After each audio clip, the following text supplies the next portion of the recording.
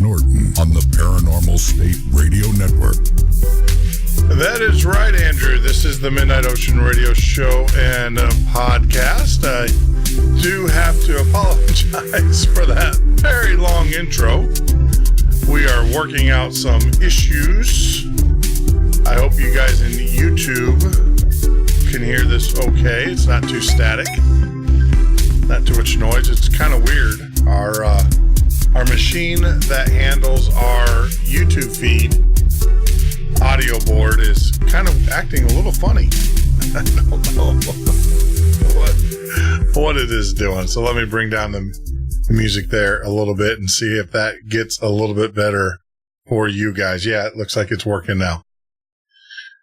Oh, technology, right? Monday blues. I hope everybody had a great weekend. I know I did. I thoroughly enjoyed it. I don't want to turn this show into a UFO event. We have a very special guest, Robert Zimmerman, joining us. But I will tell you, me and 3 other people, when we have eyewitness testimonies, were out sitting by the campfire on Saturday night, and lo and behold, something flew by us. Actually floated. It was one of the most bizarre things I've ever seen in my entire life. And of course, we've got audio testimony. Now I know why it's amazing. Now I always ask, with the age of cell phones, why don't we have more pictures? Well, my phone was in the house getting charged up. Sandy's phone was with her, but the problem was it was locked and we couldn't get it unlocked in time. And then my neighbors have the old flip phones. So they're not technology inclined. So you have 4 people out there, and we couldn't capture the darn thing on a phone. But I will tell you, it was the most eerie thing I've ever seen in my entire life as it floated across. And we got different perspectives of it, with the people situated around the campfire. So it was really amazing. Maybe we'll ask our guest, Robert Zimmerman, as he comes on here in a minute, to what is he thinking? What was it that we possibly saw? And from a scientist.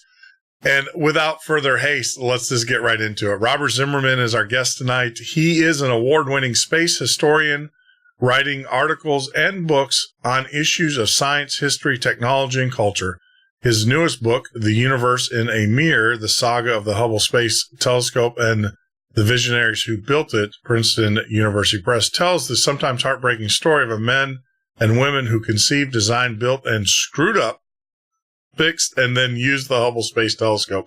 His previous books, Leaving Earth, Space Station, Rival Superpowers, and the Quest for Interplanetary Travel, was awarded the Eugene M.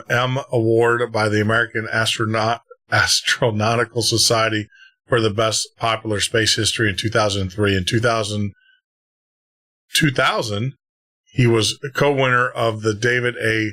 Schramm Award, given by the High Energy Astrophysics Division of the American Astronomical Society for Science and Journalism. Also, we're going to be talking about his latest book, The Story of Apollo 8, which I just find utterly fascinating. So without further ado, our very special guest, Robert. Robert, welcome to the show. Jeff, I am thrilled to be here. Thank you very much for having me. Thank you. Pleasure. Thank you. I've got a you're a hardcore science guy. Yeah. All right. So very I much ask, so. I just have to, I will tell you, I've been doing these shows. I've never in my whole entire life ever seen a UFO like people describe that come on my show. remember what the initials UFO stand for? Yep, you're absolutely. Yep, they don't stand for alien spaceship coming from beyond the solar system. They stand for an unidentified flying object. You saw something up there you didn't recognize. You didn't know what it was. Yeah. Hey, look, let me tell you a story. Back when I was 16 years old, this is in the height of the space era, the space race in the 60s. It was also there was waves of UFOs coming through several years in the mid 60s. I'm at my parents' house, and I look out a window, and this is in Brooklyn, New York, of all places. You know, you can tell from my accent that's kind of where I'm from. And I look out the window, and I see a floating light in the distance in the sky. And it's actually a red, blue, and green lights moving horizontally like they're moving around the rim of a disc. Sound familiar? And I said, oh my gosh, what is that? That's a UFO. And I immediately ran, and I had a telescope. I was into this, and I pulled my telescope out, and I used the sighting scope because the main scope was wouldn't be able to get a view. And I'm looking at this for about 40 minutes trying to see it, and it's getting closer and closer and bigger and bigger. Finally, it gets closer to now. I will tell you, it fit the description of a flying saucer with those rings of several lights moving around the outside. It was not moving like a plane. It was moving slowly. And I got close enough finally to see it. And what was it? It was a blimp with a zipper on the side, those electronic signs with advertising going across it. Now, does that mean that what you saw was that? Of course not. I have no idea what you saw. Yeah, it could it could see UFO. It's unidentified. I happen to be lucky enough. It got close enough. I could identify it. If I hadn't identified it, it would have been a UFO for the rest of my life. It could have been a flying saucer. But you know what? With a zipper. What was strange about this sighting is that there's four of us sitting back there in the back by the fire. I saw it, and it looked like it's almost like we had four different descriptions of the same object. So I saw it, and it was kind of opaque in nature, almost like a cumulus cloud. I would equate it to, I've seen, in my younger years, I've seen things get shot out of howitzers, in that smoke ring that comes out of a cannon. Mm-hmm. Kind of like that, and it was kind of rolling. Now, Sandy says it looked like, I was saying, well, maybe it was an angel. She's like, no, if it was angel, it was black. It had wings, and it was huge. It was huge. I mean, this thing was huge though.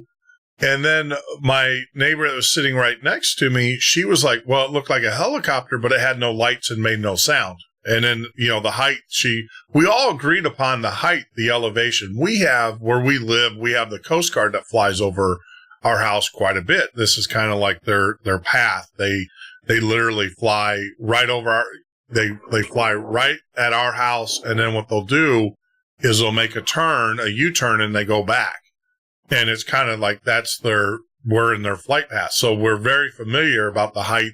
And we all agreed it was about the height that the Coast Guard helicopter flies. But like I said, it makes it made no noise, and it glided. It wasn't like flying. It looked like it literally glided across the sky. And then, her husband, Dennis, he was like, I have no clue what I saw. He goes, and I don't even want to comment on it. He was like, it was weird. And, it was the most bizarre. The thing you have to be careful about with these things is that it's very, like in space, it's the same. It's an even worse problem. But even looking at in the sky, it is very difficult to tell distances and elevations from the objects you see, and also directions. Where I live, I'm on the west side of Tucson. Planes coming from the east come towards my house. Yeah.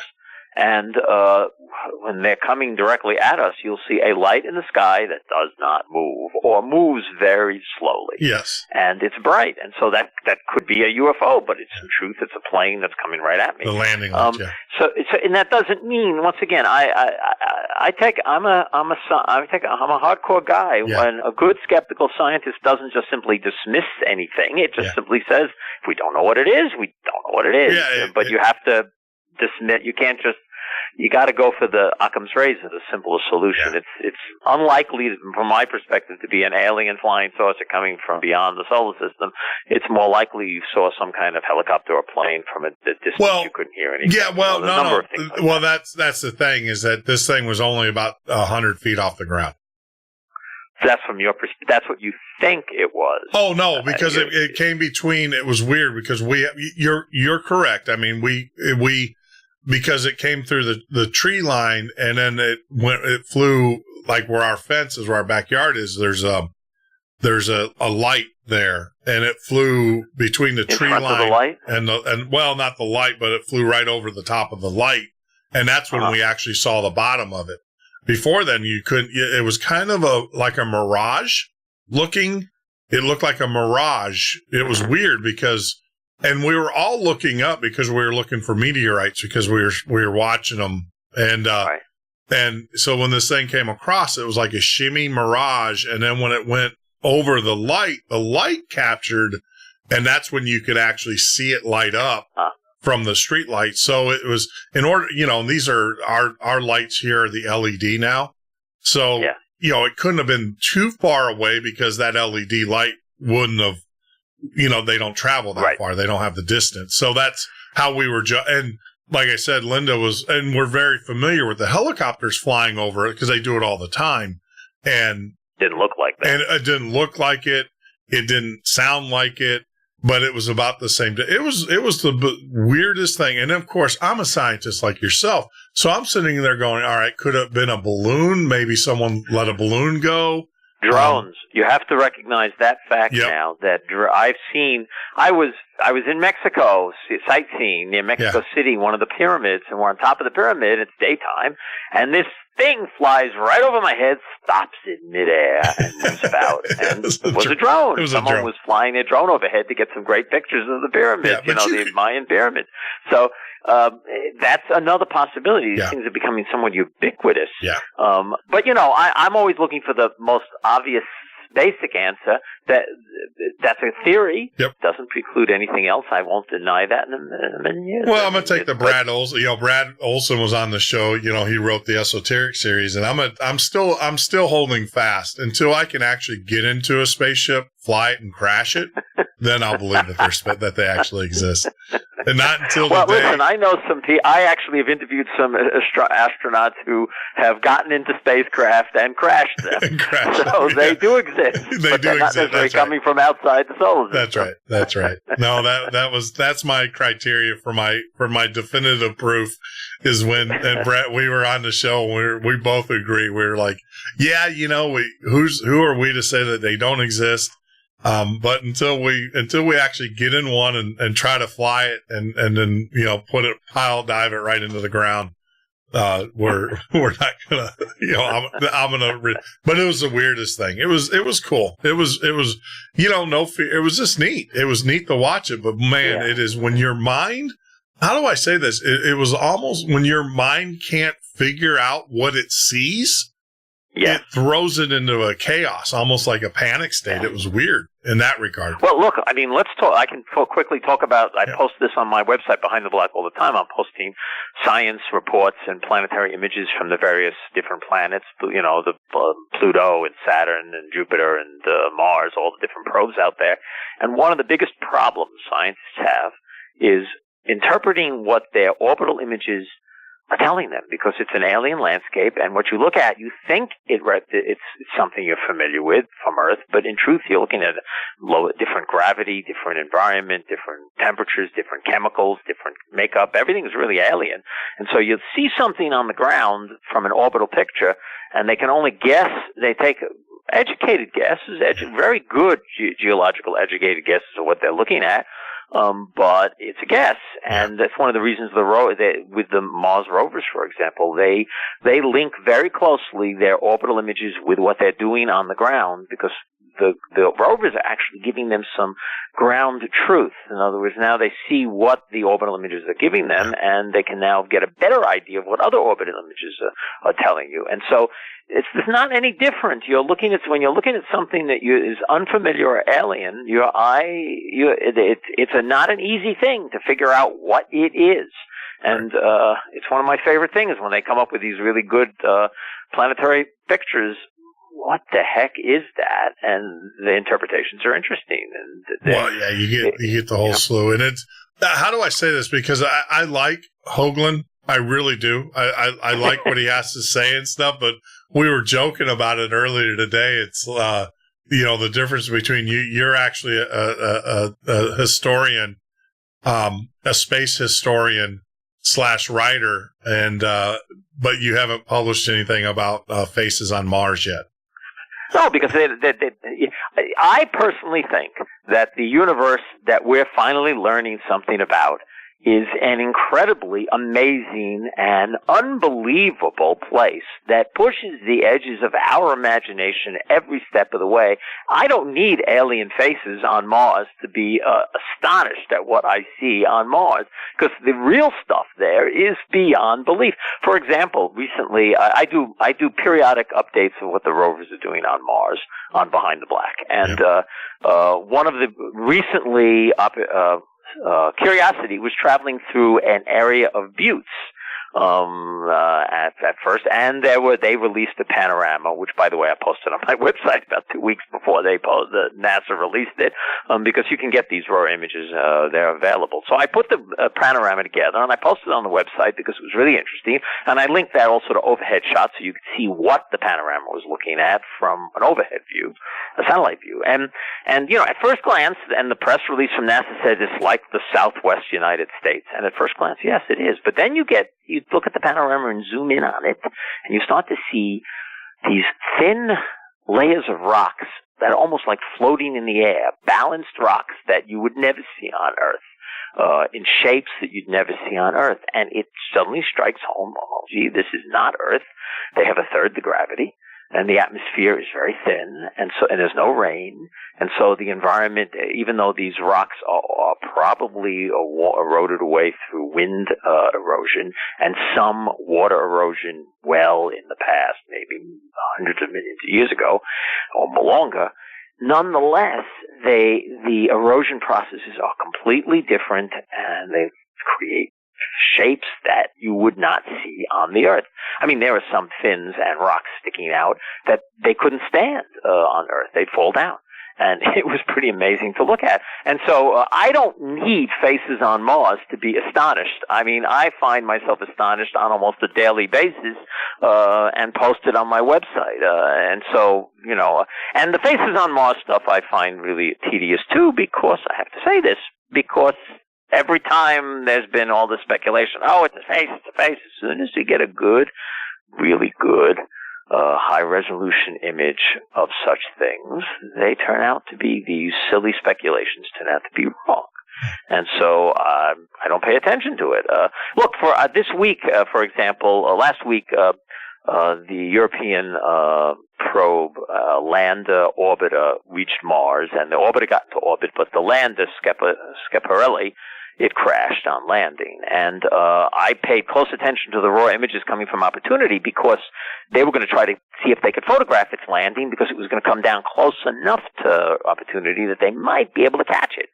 And I posted on my website an image, and it's there still, which showed a streak in the sky when Opportunity was looking. And I asked the question, did Opportunity see Schiaparelli as it came down? And I right off the bat, right to that, I have no idea, but this is really interesting. Could it be a meteorite? It's just This is really cool. And then 24 hours later, NASA announces, nope, that wasn't Schiaparelli. That was a cosmic ray hit on the camera. And so, okay, it isn't what I thought it was. That's too bad. But you know what? It's still kind of cool. Comet streaks across the sky can cause you to think you've seen something different. Yeah, exactly.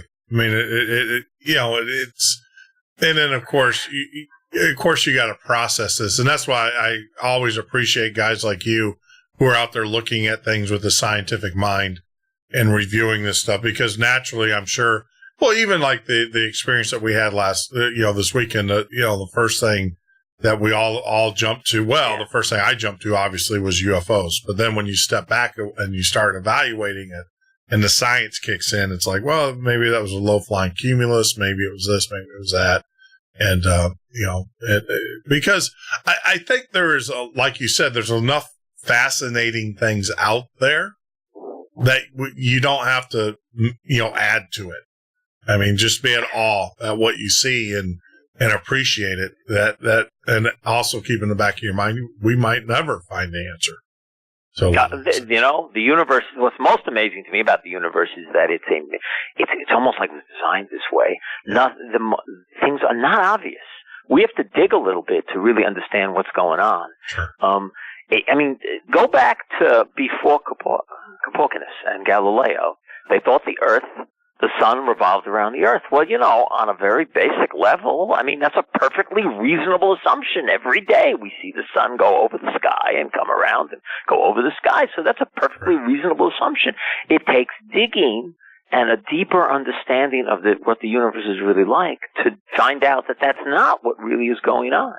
And that applies as well to galaxies and stars and planets and the formation of planets.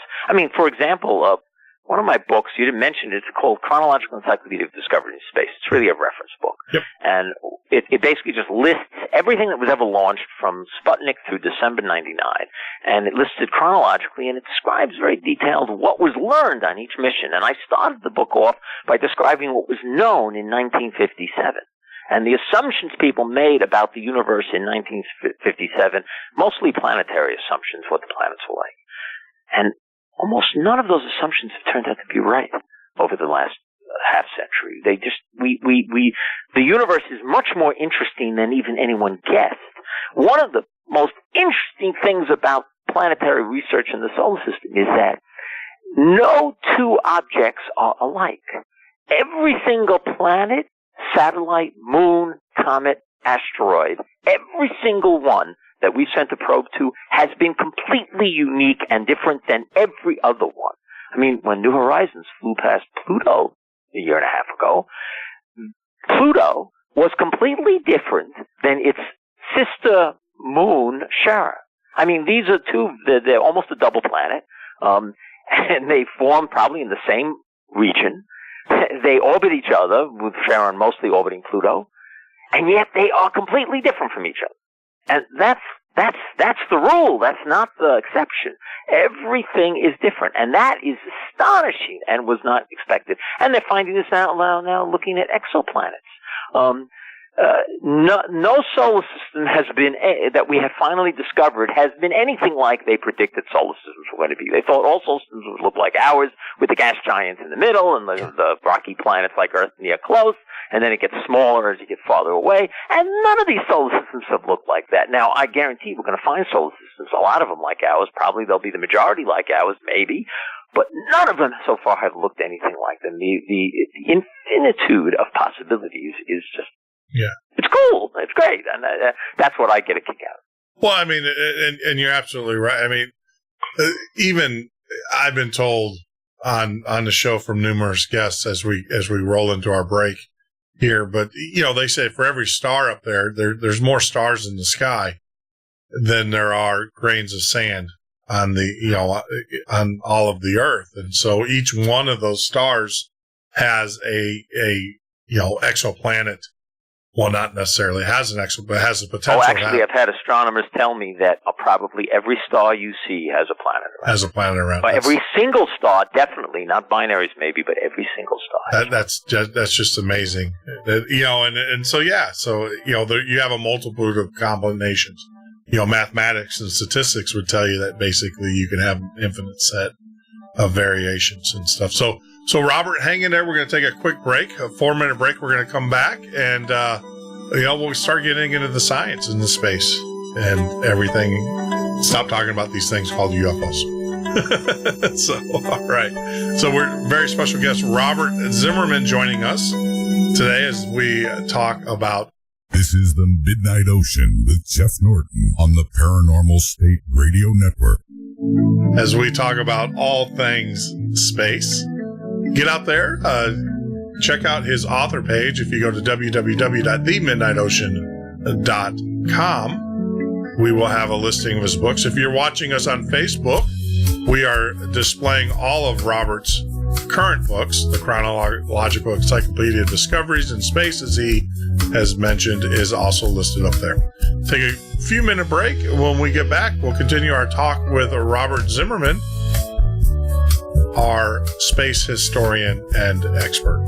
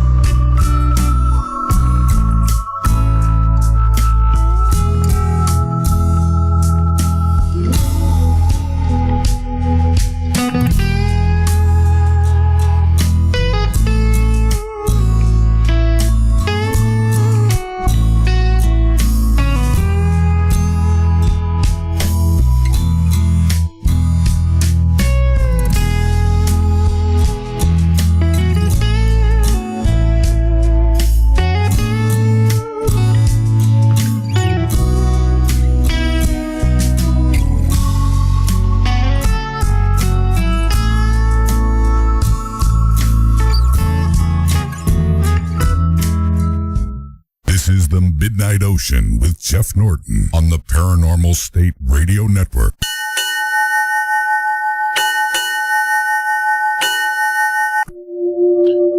That is right, Andrew. This is the Midnight Ocean Radio Show and podcast. I am your host, Jeff Norton. You can join us here live every weeknight from 10 p.m. till 2 a.m. Eastern Standard Time, or on the web at www.themidnightocean.com. You can join us on Facebook as well by typing in The Midnight Ocean. Take you right to our page. Twitter at TheMN Ocean. That is the @ the MN Ocean. And of course on YouTube. If you are listening to us on YouTube for the very first time, we would appreciate if you hit that subscribe button. That means a lot to us. It helps us grow the show. And it will also keep you in touch with us. So future shows and future guests and all sorts of cool things. And you can actually leave comments. We do read the comments. Later on tonight, I'm going to read a couple of the comments that we've received over our past shows. All of them, I think, are outstanding comments. Some of them, some people say, oh, they're negative. No, there's no such thing as negative comments, except you get some, the trolls. but we do read all the comments, and we're going to read a few on the air later on this evening. But tonight's special guest, I just want to let you know, very honored to have, and I want to make sure I get this correct, because we did on the page, we did correct it on the page and also on the YouTube page. We are talking with our very special guest, Robert Zimmerman. He is a space historian and a science journalist, not an astronomer. We wanted to, rightfully so, Robert, you did correct us on that, and I do appreciate that, because we want to make sure that we always put out the right information. It's not a problem. I can't tell you the number of times I've been referred to as Dr. Zimmerman, and I have no PhD, and so not only can I not operate on you, but I can't even psychoanalyze you. It's the same thing. Yeah. So I appreciate you correcting it. That's all right. Yeah, we want to make sure that we get the right information out there, and that was clearly a mistake on our part when we were putting the pages together and everything. Man, space, it's such a broad topic. So let's just start.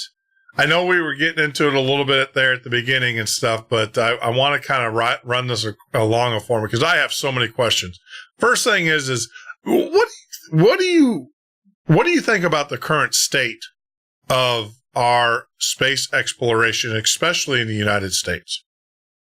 I think it has probably not been so bright since 1961.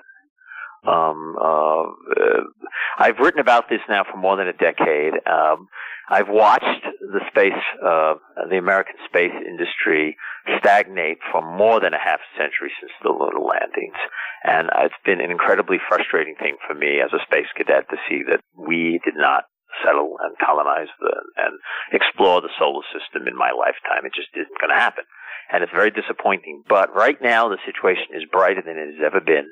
And it's partly because about a little less than a decade ago, NASA and the Bush administration, which was then encouraged and continued by the Obama administration, this is not partisan, they decided to try something different. For the last half century, we've basically been following the Soviet model, which is we have a space program determined by the government from on top, and the entire aerospace industry falls into line and tries to achieve what the government is dictating we should do. And that has really produced very few results. It worked in the 60s because that was a special situation. We were in competition with the Soviet Union, very unusual circumstances. But after that, it just has not worked. And we haven't gotten anywhere. Basically, the best we've been able to do is go around and around the Earth and hug the coast, go nowhere. And so about a little less than a decade ago, they decided to try something different. Instead of having NASA design and develop a program that the president dictated what should happen, NASA had a need. It needed to get astronauts and cargo to ISS. It was just there. This was just a need. So NASA became a customer. It wasn't a designer. It wasn't the boss. It just simply was a customer. They needed a product. They needed a cargo capacity to get to ISS. And they also eventually will need some way to get humans to ISS. And rather than design the thing and build it, they just simply put it out for contract and let private companies build it. And we have basically been in a transition where we're moving from that Soviet model of a space program to the old American model of a chaotic, and I mean that word very as a positive thing, chaotic, incoherent, and this is also positive, competitive industry of private businesses, all with their own goals and dreams, trying to make money from space exploration. And some of them are making their money by selling product to NASA, but they're designing the things, and they're designing the things to not just sell to NASA, but also to sell to others. So there's profit to be made, lots of profit. And the result of that is that competitive private enterprise is forcing companies to be competitive, to be innovative, creative, to find ways to cut costs and become more efficient. And they are achieving something that has not been possible for most of my life, which is reduce the cost to get into orbit and to do it creatively. SpaceX is the prime example of that, Jeff. I can't tell you, for decades I was told repeatedly by managers and engineers in aerospace businesses that Well, there's no point trying to vertically land your first stage rocket. One, it won't be usable afterward. It's just not going to be usable. And secondly, you don't have enough fuel. You won't be able to get any satellites into geosynchronous orbit, which you need to do if you wasted the fuel to try to bring the first stage back. Yeah. I was told this I don't know how many times.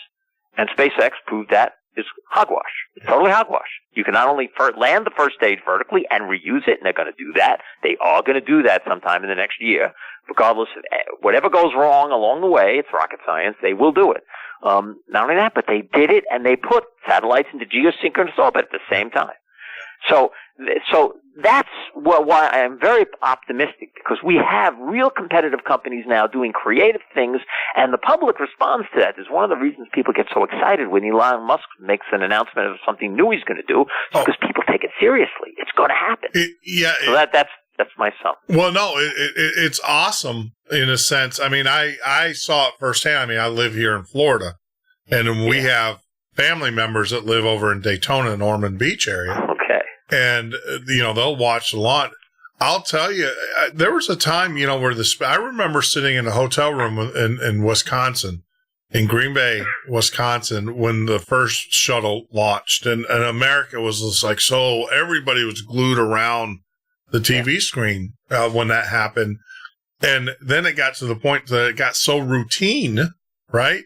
That is like, oh, another shuttle. And the only time Americans unfortunately thought about the shuttle from there afterwards was when the Challenger, or when they blew up. It went wrong. Yeah, when they went ballistic or whatever. The problem with the shuttle, when it was first designed by NASA had a really good idea. They wanted to lower the cost to get into orbit. They wanted to create a reusable spaceship that would cost less, and you could get a lot of payload into orbit cheaply. And they thought that they would be the transportation company to put American business into space. Trouble is, when you do it as a program, a government program, there's no competition, there's no incentive, profit incentive, and so as a government agency, it never really was focused on doing it inexpensively. And on top of that, because it's a government program, politics gets involved, which meant that the shuttle ended up not being what NASA wanted, which was reusable. They had to make deals with the Defense Department and with people in Congress, and those deals prevented it from being a reusable ship, which meant it didn't save any money. It didn't achieve what its goal was. And so its real goal it ended up having was basically pork providing jobs. That's all it ended up being. Yeah. But like I said, what was refreshing though is when Elon shoots a SpaceX up, they have the crowds again. It's amazing to go there and watch. I mean, that's right. I had the opportunity one morning and I had I don't know what I had to do something early in the morning. It was about 6:00 in the morning, and I'm driving into our little town, and there's people lined up on the side of the road, and I couldn't figure out, why these people. Was the president? Was Trump? Was someone coming through town? Or what? No, it was one of the SpaceX rockets. They were bringing it and putting it on the bar. People want to see it land as well as go up, Yeah. Hoping they can see it come down. Yeah, well, that was. No, this thing was on its side. It was. I guess they were bringing it because they barge it. They barge it back to Tampa. I mean, no, I'm on the Gulf side of Florida, but it was neat to see these people literally at 6 a.m. in the morning standing on the side of the road with American flags and posters, and it was reminiscent. I was way too young. In 1969 I was born, but to remember the old Apollo missions, we'll get into those. But you know how America felt. They were proud of their space program, and it was really this is 6 a.m. in the morning. Like I said, at first I didn't know what the heck was going on, why these people were standing on the on the street. But what they were doing is they were bringing one of the SpaceX, the booster, the main stack. And the thing was massive. They were bringing it down to. I guess they were putting it on a barge, and then of course they ship it. I guess their rebuild facility is in Texas. What happens is SpaceX has its main, their facility for making the rockets is in California, but what they do before every launch is the rocket stages are shipped to their test facility in Texas, where they test the engines. They actually do full-up tests of the engines to make sure they'll function. Once they've done a full-up test, they then get shipped by barge to Florida or wherever for launch. And so you were probably, if it was on the Gulf Coast, you were probably seeing a stage being picked up. Now, it might have been coming from Texas to Florida for launch, but more recently it could just as well have been a stage being put back on a barge, sent back to Texas for testing, because the first stages that they've recovered, they send back to Texas for rocket tests. And so you could have been seeing a recovered first stage on its way back, and that's a significant thing. I've seen YouTube videos. The whole traffic in Florida stops when they got some of the first stages coming up a barge, and they have to ship it down the road. Everything stops. Oh, it's amazing. I mean, these things, and you don't really, I mean, I've been to the Houston, and I've been to, my brother was an aerospace engineer, and he was part of he worked for different companies there in Huntsville. So, I mean, I've been close to Atlas rockets and, simulation, especially there in Huntsville. And this thing is massive, though. You kind of lose that perspective until it's almost like you got to see it. It's amazing. I mean, it's impressive. But like I said, what was just incredible was the amount of people that were standing out, like rooting this rocket on. And it made you feel good. It really did. Yep. Yeah, there's something about what's going on now that's very significant culturally and historically, because once again, I'm noted, we've been copying for the last half century the Soviet model of doing things, a space program. And that is totally in opposition to the culture of the United States. Our culture is a culture of freedom and individual achievement. Yeah. And that can be companies, but it's still individual achievement under competition, free competition, peaceful competition, but aggressive competition. That's what the American idea is. And it always had been that. And that's one of the reasons I think there wasn't tremendous enthusiasm. I shouldn't say it wasn't tremendous enthusiasm, that's not the right word.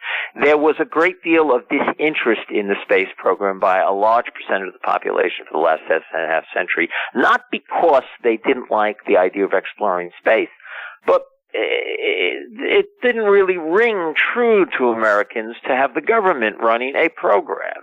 They were uncomfortable with it. I mean, I was for it, but in retrospect, I could see why there was a lot of people uncomfortable or uninterested in it. But now, private companies doing this, it's a completely different ball game. First of all, they're selling their products on the free market, even if they're selling it to NASA. NASA has a need. It's a customer. It actually has to have, we as a nation need to have a place in space. That's as a nation's need. And so buying the product, it means it's not the same kind of thing. It's not a tax dollars being devoted to a single concept. It's instead a competitive thing where many companies are coming up with their own ideas, and that appeals to people because, my gosh, they see, SpaceX is landing first stages. That's kind of interesting. But then others are going to launch giant airplanes that are going to launch rockets from the base of them. And then you got Blue Origin's going to also reuse its first stages, but it's going to do suborbital first. And you got Virgin Galactic with its little plane, suborbital flights. And I could go on. The point I'm getting at is that you have now real creative individual efforts following their individual dreams, and that really strikes home with Americans because it's an expression of what our country is founded on, which is freedom. And that idea of freedom, of people following their dreams. And so that is one of the reasons I think people really are responding to this really deeply. Yeah. No, I think it's cool. And we can't forget, and I want to give credit. I think the guy that really led a lot of this is, and he, obviously a reoccurring guest, or was a reoccurring guest on Art's show, Robert Bigelow. I think Robert Bigelow, a lot of people don't know who he is, and I want to refresh that name. He's a major player here. He was I think he was the guy that really he was before, Musk, he was before Bezos, he was before Branson, all of those guys.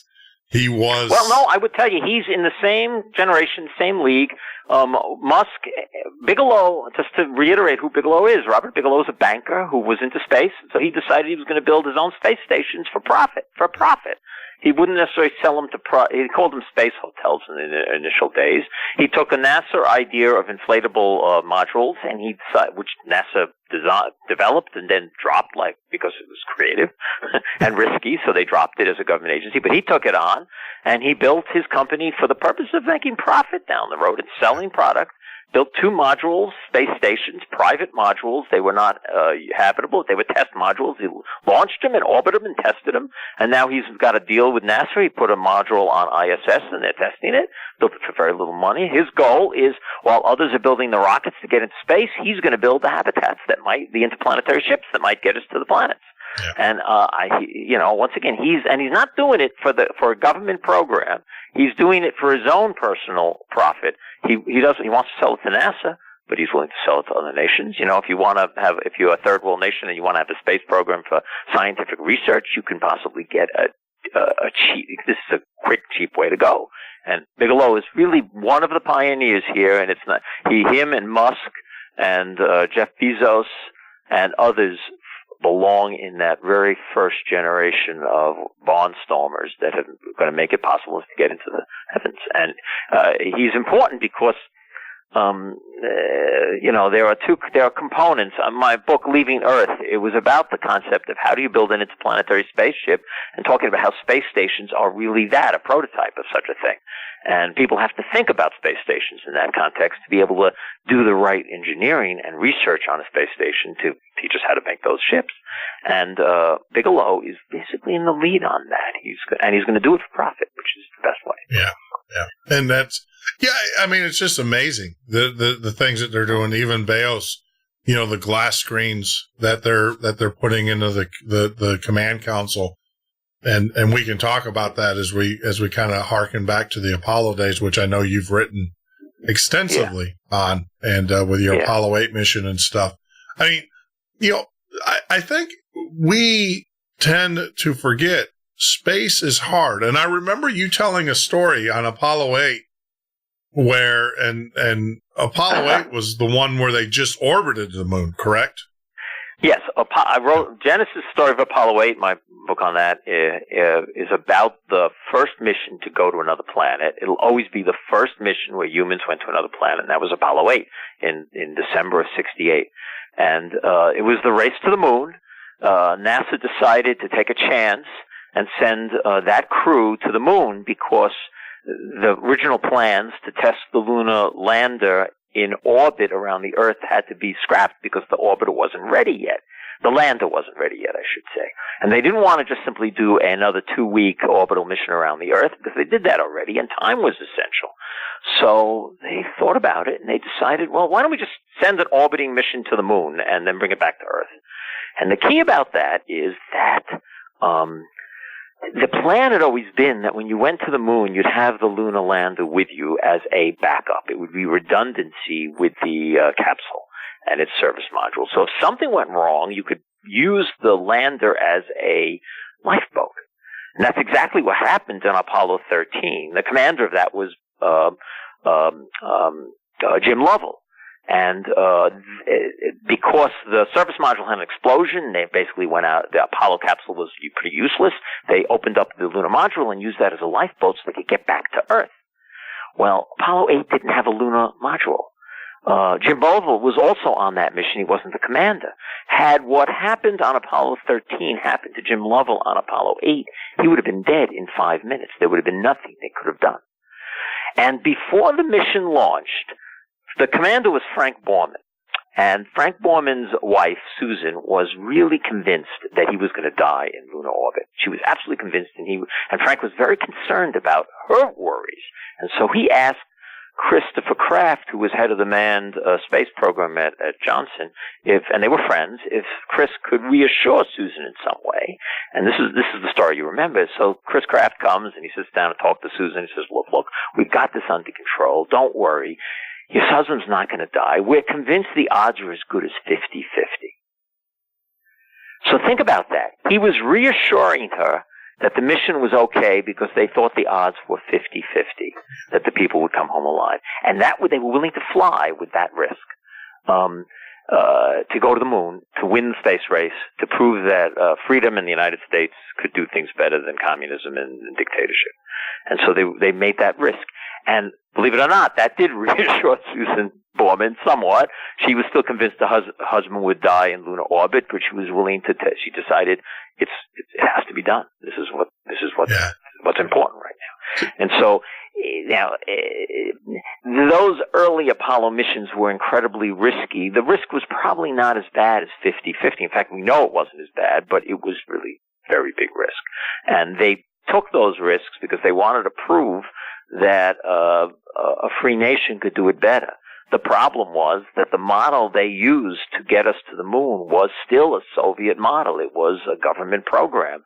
And so, ironically, the Apollo 8 mission, and I talk about this in Apollo 8 in Genesis at great length, the Apollo 8 mission actually helped convince a whole generation of Americans that the way to do things is not freedom and private enterprise and competition. The way to do things is a government program. And that's my generation, the 60s generation, the baby boom generation. I grew up, my whole generation thought the way to do things is we have to have a government program. We need a president to make a speech like Kennedy to dictate a plan and then get the whole country united behind it, and we'll go to the moon. And that doesn't work. Yeah, we're learning now differently. Yeah, I remember, we still have the record, the LP of, the famous Kennedy speech. We will go to the moon. We will. Yes. And that it's still sitting in the collection there at my parents' house. And it's just, it is amazing. Like I said, the evolution of science and how it was traced to even though, like you said, that a lot of the moon program or the lunar programs, our space program in general, even though it was government funded, there was a lot of commercial benefit that came out of that. Look, the money isn't spent. They don't put the money in a capsule and shoot it up into space. It doesn't get wasted. It gets spent here on Earth. There's no question of that. And the space development from the very, very beginning has revolutionized the technology of the world. There's no question of that either. But if you really want to make accomplishments, to really explore, you've got to unleash the individual freedom and dreams of people. And so trying to encapsulate and shove everybody into a single vision of a space program, what it tends to do is you don't increase interest, you decrease it. The 60s were a very unusual time. This was the astronauts were very aware of this. We were not going to the moon to explore the solar system. We were in a Cold War with the Soviet Union, and we were going to the moon as an aspect of that Cold War. When that war ended, or when that was achieved, that aspect of the Cold War was no longer necessary to fight, and so the program died. And it was never possible to bring everyone back together to push for a space program because the very unusual circumstances in the 60s that allowed that to happen were never repeated, and they won't ever get repeated. It's impossible. What you need to do is allow people to be unleashed with their own dreams, and they'll come up with things. There are plenty of people who want to go to the planets and explore the solar system, and there are plenty of people with the creativity to figure out ways to do it that the government can't even imagine. Yeah. So you let them follow their dreams, and my gosh, you will do things more than anyone else can imagine. And in fact, we're proving it right now, because while every other country has still a space program and somewhat limited possibilities for what they can accomplish, in the United States, we're beginning to have a gigantic cottage industry, which is growing into a city industry of space companies trying many different things competitively, and in the process, they're producing wealth and new concepts and technology for the world. Wow. Well, there's the music. It's telling us our break is coming. So hang loose, Robert. I got some more questions, more topics that I would love to cover with you and get your interpretation or your impression of where some of our, China has announced that it's going to the moon. Russia's now announced it's going to the moon. So when we get back from our break, from our very special guest, Robert Zimmerman, we're going to get into that. space exploration by other countries and what does he think about it. But you're listening to the Midnight Ocean radio show and podcast with our very special guest, space historian and author Robert Zimmerman. This is the Midnight Ocean with Jeff Norton on the Paranormal State Radio Network.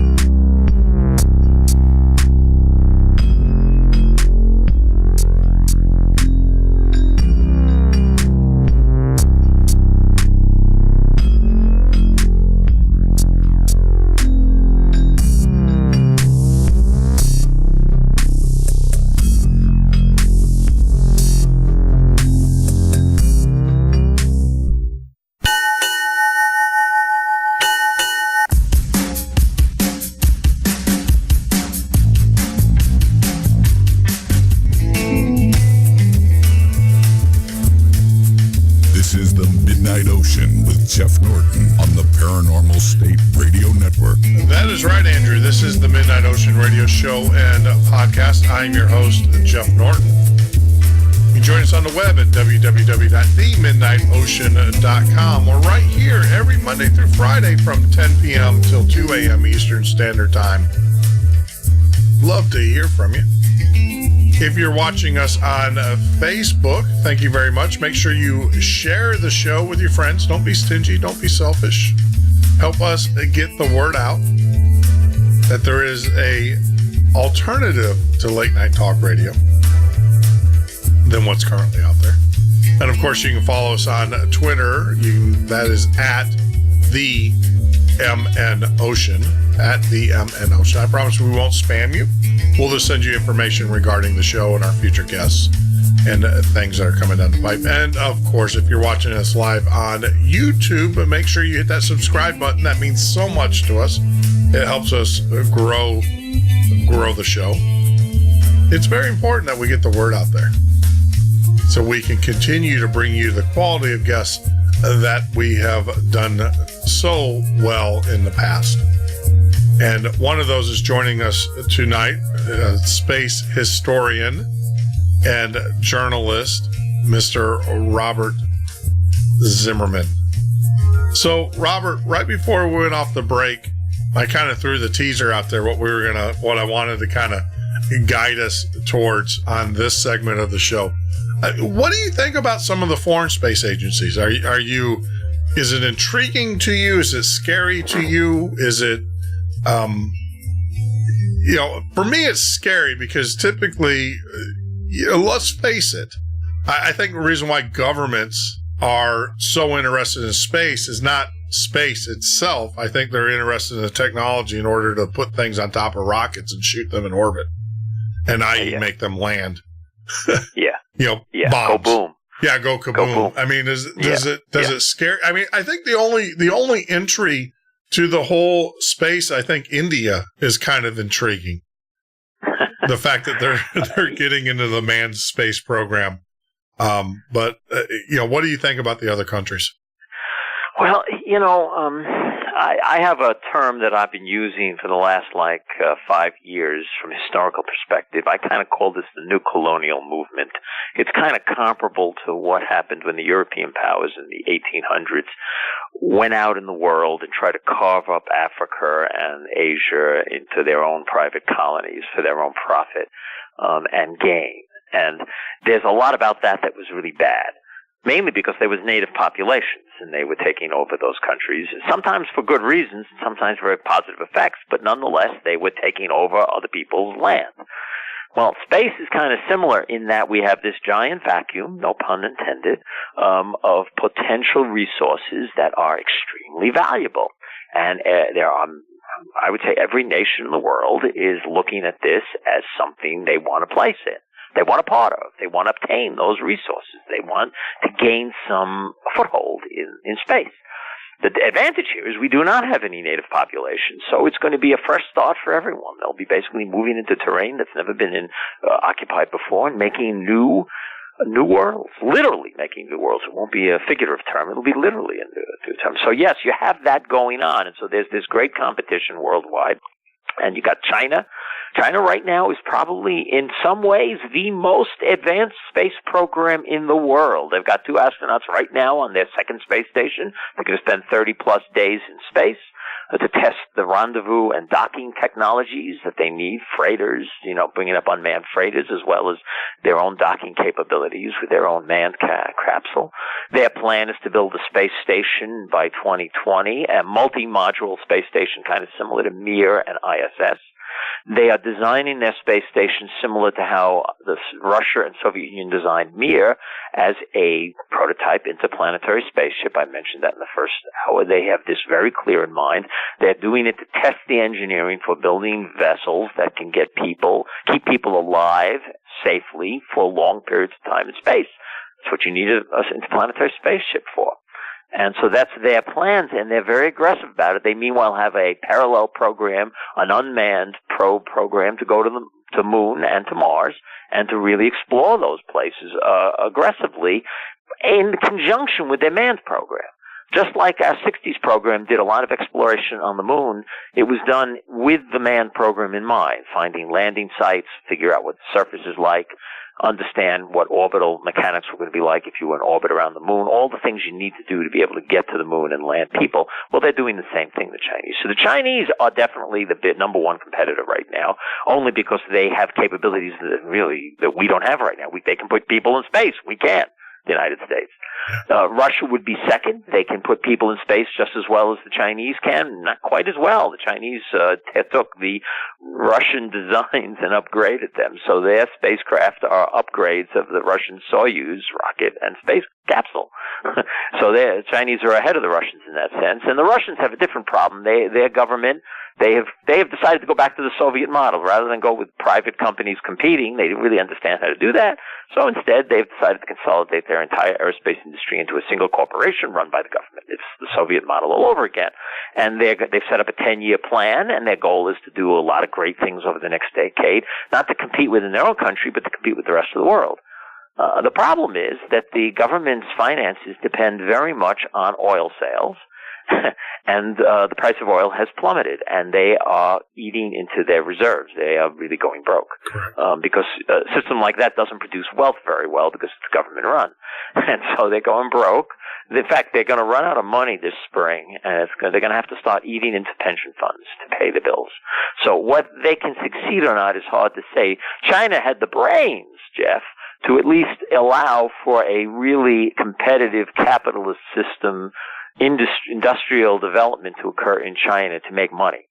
And so that competitive private enterprise that China is allowed is feeding them the cash to support their space program. Absolutely. GDP at 11%, you can do a lot. Yeah. You can do a lot. And the Russians actually had that for most of the decade of the 90s and the aughts.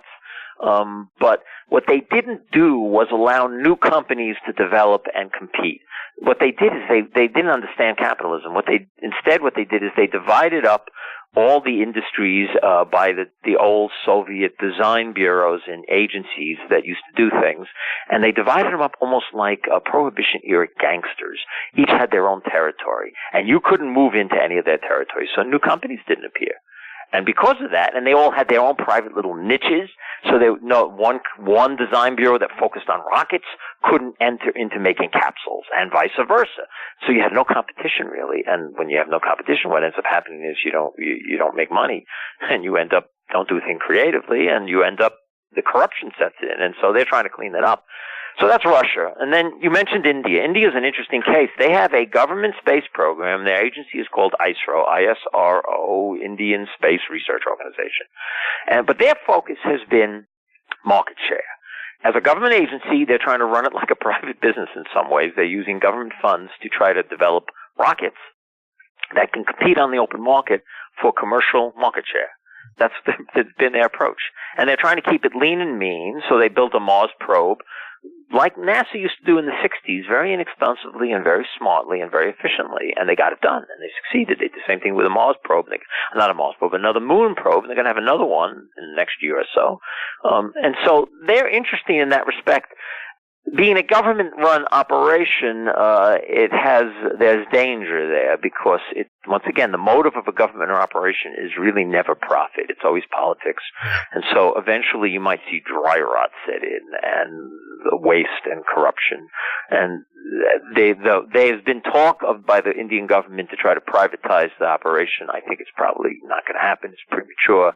But they're a player in this, and they have to be taken seriously because they are a player. Yeah.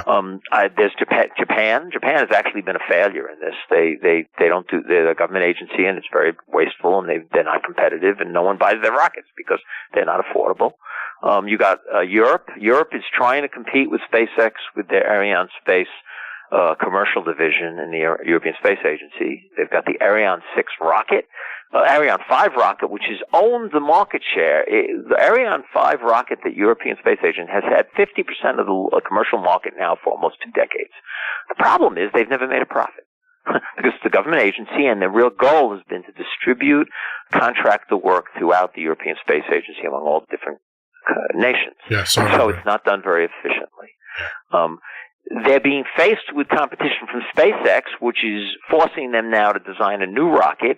And what's interestingly happened is that their main private contractors, Airbus and Safran, who built Ariane 5, told the European Space Agency, we won't build you the next rocket unless you let us own it completely and design it completely, and the bureaucracy will have no say in the matter entirely.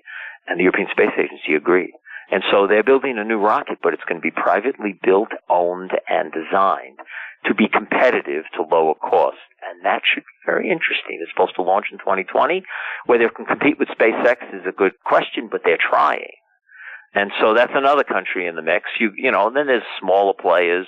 What do you call it? The United Arab Emirates have their space program. They've put together a space agency, and they want to have a mission to Mars in 2020. They call it HOPE. They've hired the Indians, I think, for the rocket. They've made a contract deal with the Japanese to help them design and the Indians to help them design the spacecraft itself. But they want to be a player in this. Who else? There's more. That's the ones that come to mind immediately. Well, you have. I mean, I'm looking at the budgets, and this is the thing. Like NASA, obviously, United States. We spend, as of 2013, which is the last time that they released the numbers. The United States spent over 17 million. Well, no, it's billion.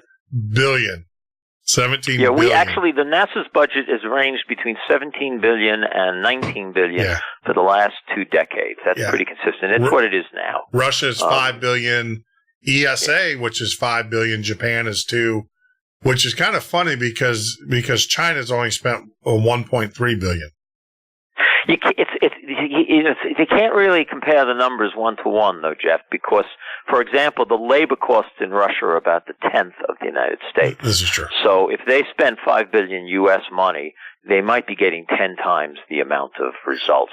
It's one of the reasons their rocket, the Proton rocket, if the Ariane 5 has 50% of the market share, commercial market share, the Russians' Proton rocket probably gets around 35 to 40% of the market share in commercial launches because they can undercut anyone. Up until SpaceX arrived, they could undercut anyone else on launch costs because their labor costs are so low. So you can't just do straight comparisons. I would say right now, on a per capita basis, the Chinese might be spending the most for their program. In the United States might be spending the most of anybody, but it's not all. You can't get that number from just looking at NASA's budget because you've got private enterprise out there aggressively trying to do things. Well, I mean, that was going to be my next question, though. When you hear the word $17 billion and you see all this private enterprise basically building the rockets. I mean, most of the rockets, almost all the rockets that were shot up, I think we had one. Well, they will shoot the Delta Vs, but those are military. Those are Air Force owned. Now, does that fall under the guise of NASA or does that fall under Air Force? No, the military Air Force is completely separate. Okay. But, it's not just government launches. I mean, there is a whole new industry developing in the last 2 years that is under the radar. You might not even be aware of it at all. Most people are not. But what's happening is that the technology of satellites is getting very sophisticated. The miniaturization of satellites is getting very sophisticated. And there is a whole industry developing in the satellite industry to launch constellations of very tiny satellites to do things like communications and Earth observations and imaging of the Earth for commercial purposes, totally for commercial purposes. Sometimes you're selling it to the government, sometimes you're not. For example, if there's a forest fire, the firefighters want to get good images of it. Well, the satellites can provide that. That would be a customer. And so that's just one example. And this whole industry of smaller satellites is making it possible to is meaning you don't need the big rockets anymore. So the industry, the satellite industry and the launch industry is beginning to separate into 2 streams. You got the big ones you've heard of, SpaceX and Arianespace and the manned programs and the big rockets that are going to put people in space. But on the other side, you've got about 30 different companies right now developing small rockets for putting nano and CubeSats into orbit. And they have contracts, and they're building rockets, and they're building factories, and the satellites are being made, and we're talking about thousands of satellites. And this is a whole different industry. It is not, human spaceflight, but it is requiring the same kind of technologies on a smaller scale. What that means, though, is you are now getting a whole cadre of development that can be applied to getting us into space. Even if it's small stuff, new rockets being built there's a company that you can literally, they carry the rocket. It's almost like a model rocket. Two guys will carry it to the launch pad on their shoulders. They put it down. It'll put a small CubeSat into orbit. And that technology then eventually will scale up for other achievements. So there's a lot of money being invested. To answer your question, Jeff, there's a lot of money being invested in the United States and worldwide that has nothing to do with the government and the military or even NASA or the space programs you're aware of. I mean, yeah, because obviously we see here at Cape, and then you have the rocket. I mean, our two launch sites we have here at the Cape, and the other one's at Vandenberg, right, in California. Right. That's correct. But both of them are launching private satellites now, increasingly. Both of them are competing with other new private launch sites for business, which is competition. It's good. So even though they're both government sites, they're both competing to try to get launches from private companies. Look, SpaceX is building its own private spaceport near Brownsville, Texas, where they want to exclusively be able to launch their commercial satellites from. That launch site will allow them to have control over their launches in a way they don't have at Kennedy or Vandenberg, where they have to work around other launches and other concerns that the Air Force might have. Yeah. And that's competition once again. So once again, the budgetary numbers don't necessarily tell you everything, especially when you're comparing it to places like China and Russia, which is all government program. Those numbers are the real numbers of pretty much everything being spent in that industry. In the United States, NASA's numbers are like the tip of the iceberg, because it doesn't include the military expenses, and it doesn't include the private commercial industry, which is significant, if not 50%, and it's growing to a higher percentage of that industry right now. Sure. So if I'm a private entity, and I want to shoot one of these, because I know like the GPS systems, I'm told every 3 to 5 years, the GPS satellites basically are outdated. I guess they have to upgrade them periodically. I think it's not as frequent as that, but like every, say, half a decade to a decade, they've got to start replacing. So they have spares up. And those GPS satellites, by the way, the United States have, are military. The Air Force designed it and built it.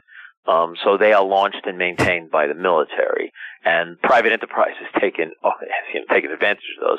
The Europeans have their own GPS system, which isn't military, and it's kind of a mix of civilian and military purposes. The Russians have their own GPS system. India has its own GPS system. And modern GPSs that are built in the United States pretty much try to take advantage of all these different systems being launched by different countries. That's a military program, but it's used by private enterprise more than anybody else for reasons that no one predicted. Yeah, I mean, now, do those satellites deorbit after a period of time, or do they? Yes. Okay. Yes.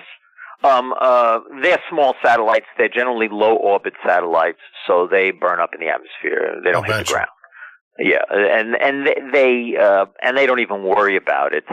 They're not the equivalent of space junk, because they're small. They're a unit.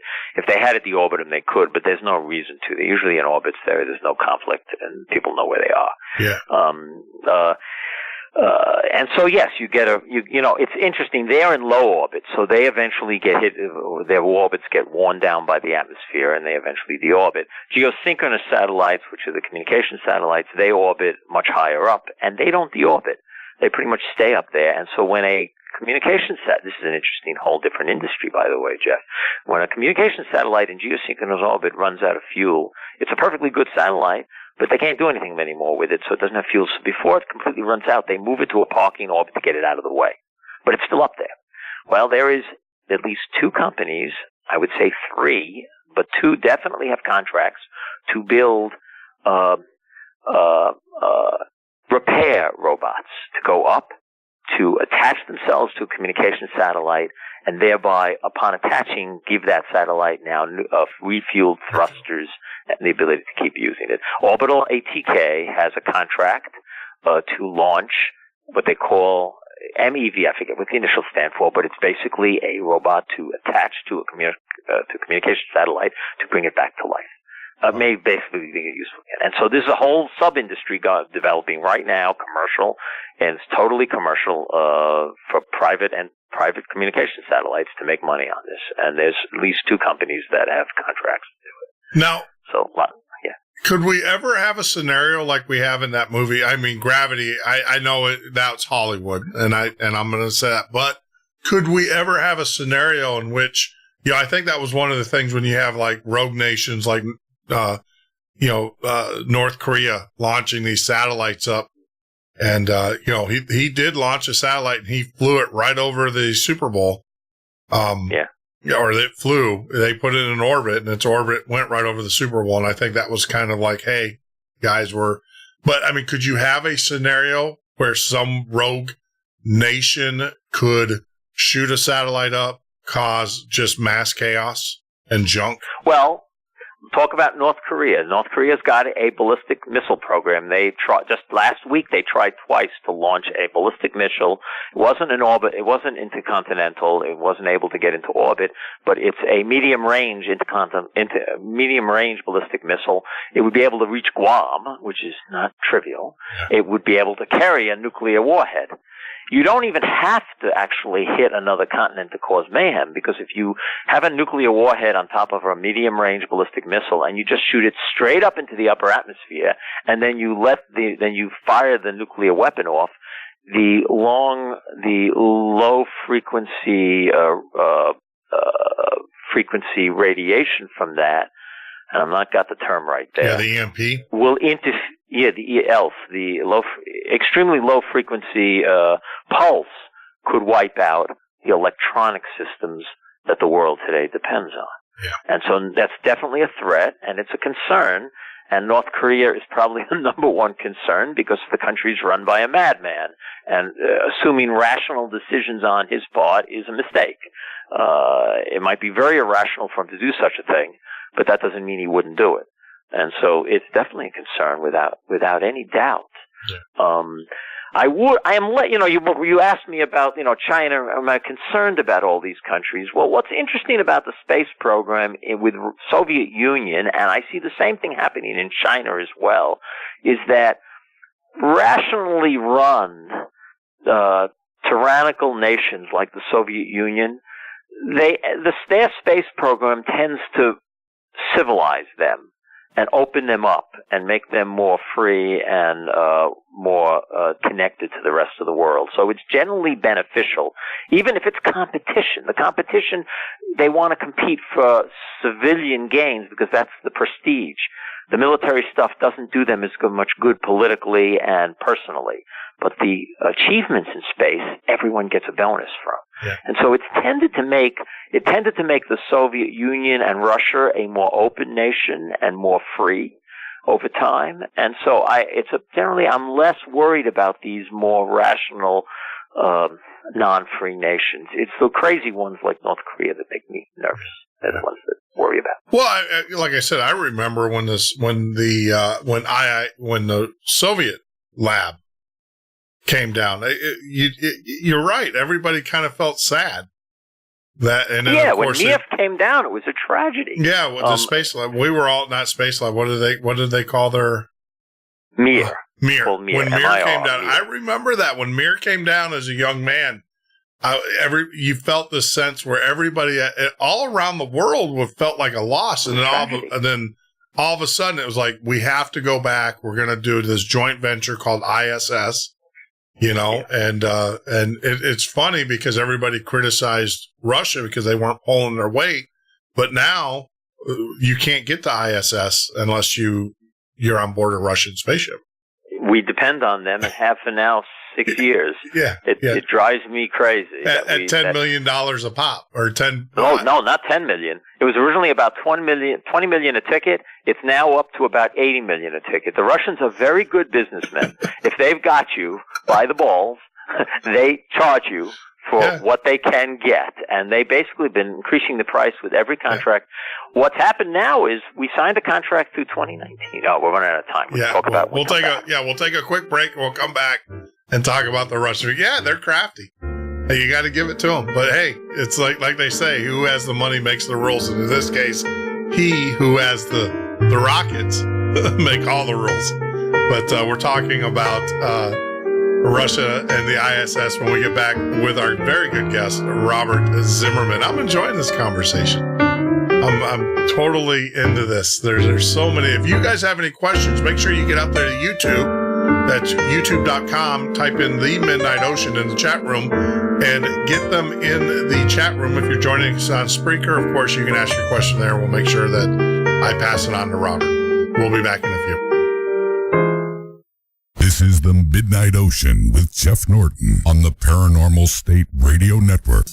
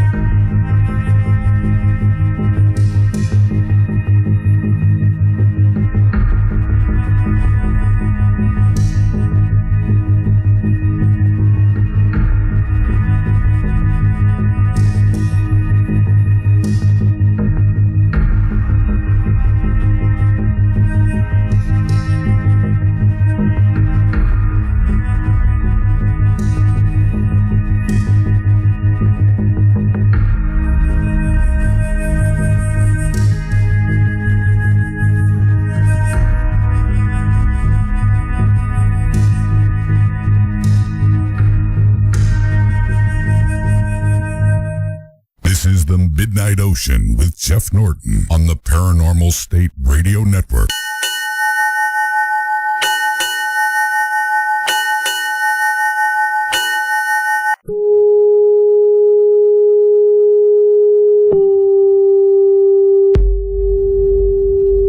That is right, Andrew. This is the Midnight Ocean Radio Show and a podcast. I'm your host, Jeff Norton. You can join me here live every weeknight from 10 p.m. till 2 a.m. Eastern Standard Time, or on the web at www.themidnightocean.com. If you're a social media kind of person, you can also join us on Facebook by typing in The Midnight Ocean in the search tab, and then you'll see our page.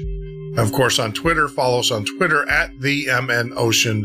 That's @ the MN Ocean. Of course, on YouTube, if you're watching us live on YouTube, make sure you hit that subscribe button. Now, I will tell you on Facebook, we have started to do Facebook Live. We have a very special message for you rolling at the bottom of the screen. Make sure you take a look at that. They've been doing pretty good. I'll have to say, Facebook is starting to get up there with the technology. I will tell you this, starting next week, or actually later this week, all of our shows will be on Vimeo. That's a new service, and the reason why we're switching, we're going to still be on YouTube and Facebook and all of those things. But the reason why we are moving the videos over to the Vimeo is because, if you don't know, Facebook is starting, and also YouTube is starting to censor. Now, tonight's show, there's no reason for them to censor us. But as you know, as we get into more of the edgy topics and the things that go bump in the night, they feel that there's little ears out there that we are affecting. And so even though we do put the appropriate warnings and things of that nature onto the show, so we are going to be on Vimeo because as well as a backup. So put that in your calendar and we will let you know, or in your little big pocket, or whatever you want to call it, wherever you put your little notes to remind yourself. But tonight we are talking, I hope we don't get in trouble, Robert, I hope our topics tonight isn't too edgy for YouTube. Me talking about freedom, that's become an edgy topic. That is an edgy topic. That says so much that I cannot comprehend. Talking about giving people freedom is edgy. Yeah, you got to be careful. I'll leave it at that. You got to be careful. You know, it's what I'm finding out is that you can't mix the politics in with these types of conversations, or there you go. That's how you get in trouble. It's amazing. Hey, I'm sorry, Jeff. Okay. I have to tell you, one of the things that has made most of my histories on space different is, and one of the reasons I wrote them, is I used to get very frustrated in the 70s, 80s, and 90s with history books on this subject that would not include the political component. You can't, because they were space programs done for political reasons. You cannot understand the context of any space program up until today without bringing the politics into it, understanding that political context. And even today, with us transitioning from a government program to private enterprise, that political component's a factor here because the government is involved. As you said, we're talking about missiles, rockets, the military, they're involved. You cannot escape that. So if you don't talk about it, you're not really understanding what's happening. And I'm interested in truth and trying to find out what's happening. So I don't care. If people don't like it, well, either open up your mind and listen or go somewhere else. Yeah. That's how I say it. Well, I mean, isn't the vice president the head of NASA, technically? No. I thought he was. I thought that was a cabinet, like the vice president was over NASA. Well, I know where you get that from. It comes from the 60s. In the 1960s, the vice president was never in charge of NASA, but in the 60s, Vice President Johnson was put in charge of something called the National Space Council, which acted in the 60s as a major coordinating planning body, political planning body that helped guide what NASA decided to do within the context of politics. That National Space Council has pretty much been moribund now for 45, 50 years. It exists in law since the 90s, but no one really does much with it. The vice president, traditionally, after Johnson, the vice president's been given space as a plum. We can go around and make cool speeches and watch rocket launches, but in truth, he doesn't have much power. It always comes back to the president, and it also comes back to the overall politics in Congress and what they do, and then the decisions that are made. It is important to note that the George Bush administration made a decision to buy product as as NASA as a customer very late in their administration. That's what set up SpaceX and Orbital ATK to do the cargo missions. And more important, the Obama administration continued that as an executive decision. And that has made it possible us to make this transition to private enterprise. And that's been a very good thing. Sure. Well, I mean, let's get back to Russia. I mean, so where is Russia? So they're spending, we're spending $70 million to shoot our astronauts up in Per seat. So no wonder our astronauts are staying up there at record times. No, that's what is it? That isn't really. What a Gifford? He was up there for 500 days. No, the Russians take advantage of the fact that we have no alternative, and it's our space station, and the only way we can get to our own space station is to buy tickets from them. What has happened is this. We signed the most recent contract with the Russians to provide us flights through 2018, the end of 2018. We have no further contracts with them, and it has in fact gotten to a point now where it's pretty much too late to sign a new contract. They wouldn't have time to build the capsules and the rockets for us post-2019. So it's come push to shove. We have our private companies, that's Boeing and SpaceX, have got to deliver private capsules to bring people to and from ISS. And, they say how the hangman's noose kind of focuses the mind. Well, in this case, that's exactly what's going to happen here. We have no choice. We got to start delivering. And I have faith in the private companies to do that, but now there's no choice anymore. One of the reasons that program, the private capsules have been delayed is partly it's new technology, and so that's always difficult to do. This is rocket science. And partly it's because Congress initially was not enthused, and so they weren't giving the contractual amounts that NASA needed to get these companies off the ground at the speed they wanted to go.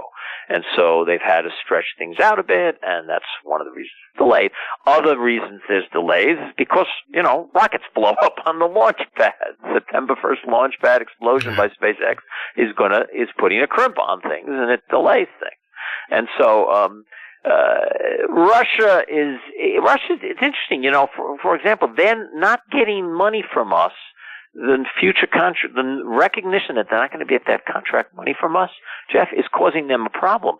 They are going to be reducing the number of astronauts they have on ISS this spring from 3 to 2 because they cannot afford to launch 3 Progress freighters anymore per year to supply their 3 astronauts. They're going to reduce the number of Progress freighters by 1, and therefore they have to reduce the number of their astronauts on ISS. And that's partly because of the oil price drop, which reduces their funds, and it's partly because their contracts with the United States are disappearing, and they have to find some way to make up for the loss. So it's a really interesting situation. They have, in the last 6 months, they have announced about 4 different proposals for replacing their Progress freighter and their Soyuz capsule and their rockets with more efficient, higher capacity payload versions. I've been seeing them make these proposals now for almost 20 plus years, and nothing ever happens. They just stay with the Soyuz and Progress freighters and the Soyuz rocket. They just incrementally improve it slowly, but nothing really significant happens. Well, they're, I think, now getting faced. They have to come up with something better because they have to reduce their cost or at least do it more efficiently. And so we might see something from them. So in comparison, the Soyuz versus the Delta V, because I think that's our heavy lifting right now is the Delta 5. Delta 5. No, the Delta. No, you're thinking of the Atlas 5. Okay. The Atlas 5. The most powerful rocket the United States has at the moment that's actually operational is the Delta 4 Heavy. The Delta 4 Heavy can put up about 28 tons into orbit, and that is at this moment, right now, the most powerful rocket in the world. China will be testing the Long March 5 in just a few more weeks, sometime in the next month. That will be able to put about 29 tons in orbit. It will become the most powerful rocket in the world. Sometime this spring, it was supposed to happen this fall, but the launch pad explosion on September 1st, the Falcon 9 explosion, has delayed it. But SpaceX is going to be testing flight, the first test flight of its Falcon Heavy. That could put about 50 tons into orbit. That would make it the most powerful rocket that's been built since the Saturn V. Wow. It would be about half the power of the Saturn V, but for about a tenth the cost. So that means you could launch 10 Falcon Heavies for the cost of a Saturn V, which means you could put 5 times the payload into orbit. So it's much better design, much more efficient. So that's an overview of the rockets that are available right now. The Delta family of rockets, even though they're the most powerful we have, the company that flies them, United Launch Alliance, they are going to phase them out because they're very expensive to operate. They're very expensive. And they're focusing right now, ULA also launches the Atlas V rocket. And the Atlas V rocket is a direct competitor with SpaceX, and it's the main commercial mainstay of that company, and it's one of the main rockets the United States has. They are going to focus on that, and then they're going to focus on a new rocket that they've announced, which, once again, is being inspired by the competition from SpaceX, called the Vulcan rocket, and they hope to fly that by 2020. And the Vulcan rocket is going to be incrementally introduced. They're going to slowly transition from the Atlas V to the Vulcan. They'll keep introducing like the second stage, and then maybe new engines, and so slowly they'll transition from the Atlas V to the Vulcan. The Vulcan, they are going to try to reuse the engines. The engines, the first stage won't land vertically like SpaceX is doing. Instead, what will happen is the first stage engines, which are the most expensive part, will separate, come down by parachute, and also fire its engines. And then when it gets close to the ground in its parachutes, a helicopter is going to snatch it out of the air. And those engines will then get refurbished and put on a later first stage. That's their plan to try to save money. And we'll see if it works. The competition is forcing them to do this. I think it would be awesome to be the pilot, but I don't want to be the pilot. I would not want to be the pilot.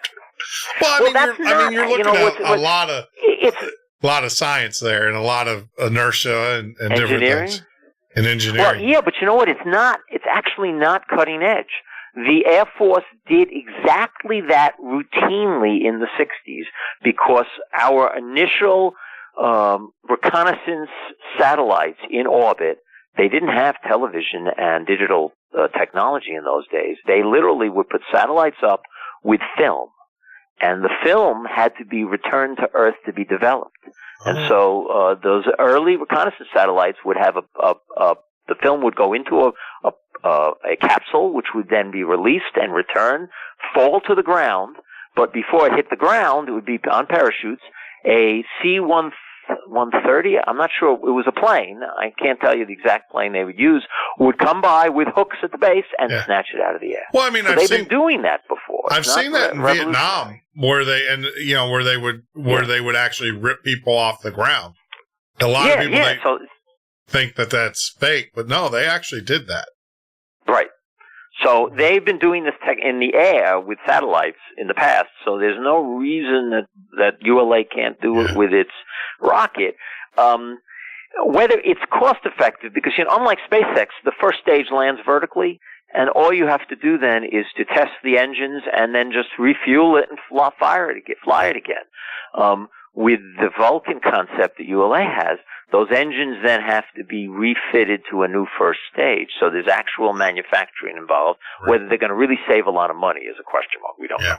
I was looking up, they're going to try. As you were talking about tonnage, to put this in perspective, a U.S. semi-truck, the maximum gross weight on a U.S. semi is only 40 tons. So if we're shooting rockets, our biggest rockets, 29 tons, that's half of a semi-truck full of payload. That's right. That's not a whole lot. It's not a whole lot. No, the Saturn V could put about 100 tons in orbit, so that's 2.5 semis.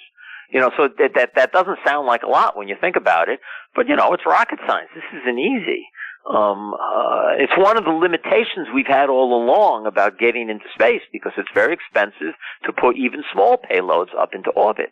What's happening now is miniaturization is going to make it possible to get more bang for the buck for the payloads we put up. And at the same time, that miniaturization is leading to more efficient rocket engines. And that's making it possible to have more powerful rockets for the same cost. And the combination of both is making it possible to get bigger and bigger payloads for less money. And that, in the end, will make it possible to have a spacefaring society. Because, when it lowers the cost, it means more people, you can get more customers, because more people can afford to buy your product. And so you get more customers. That's why this whole cottage industry of nanosatellites is actually happening, because the costs are going down.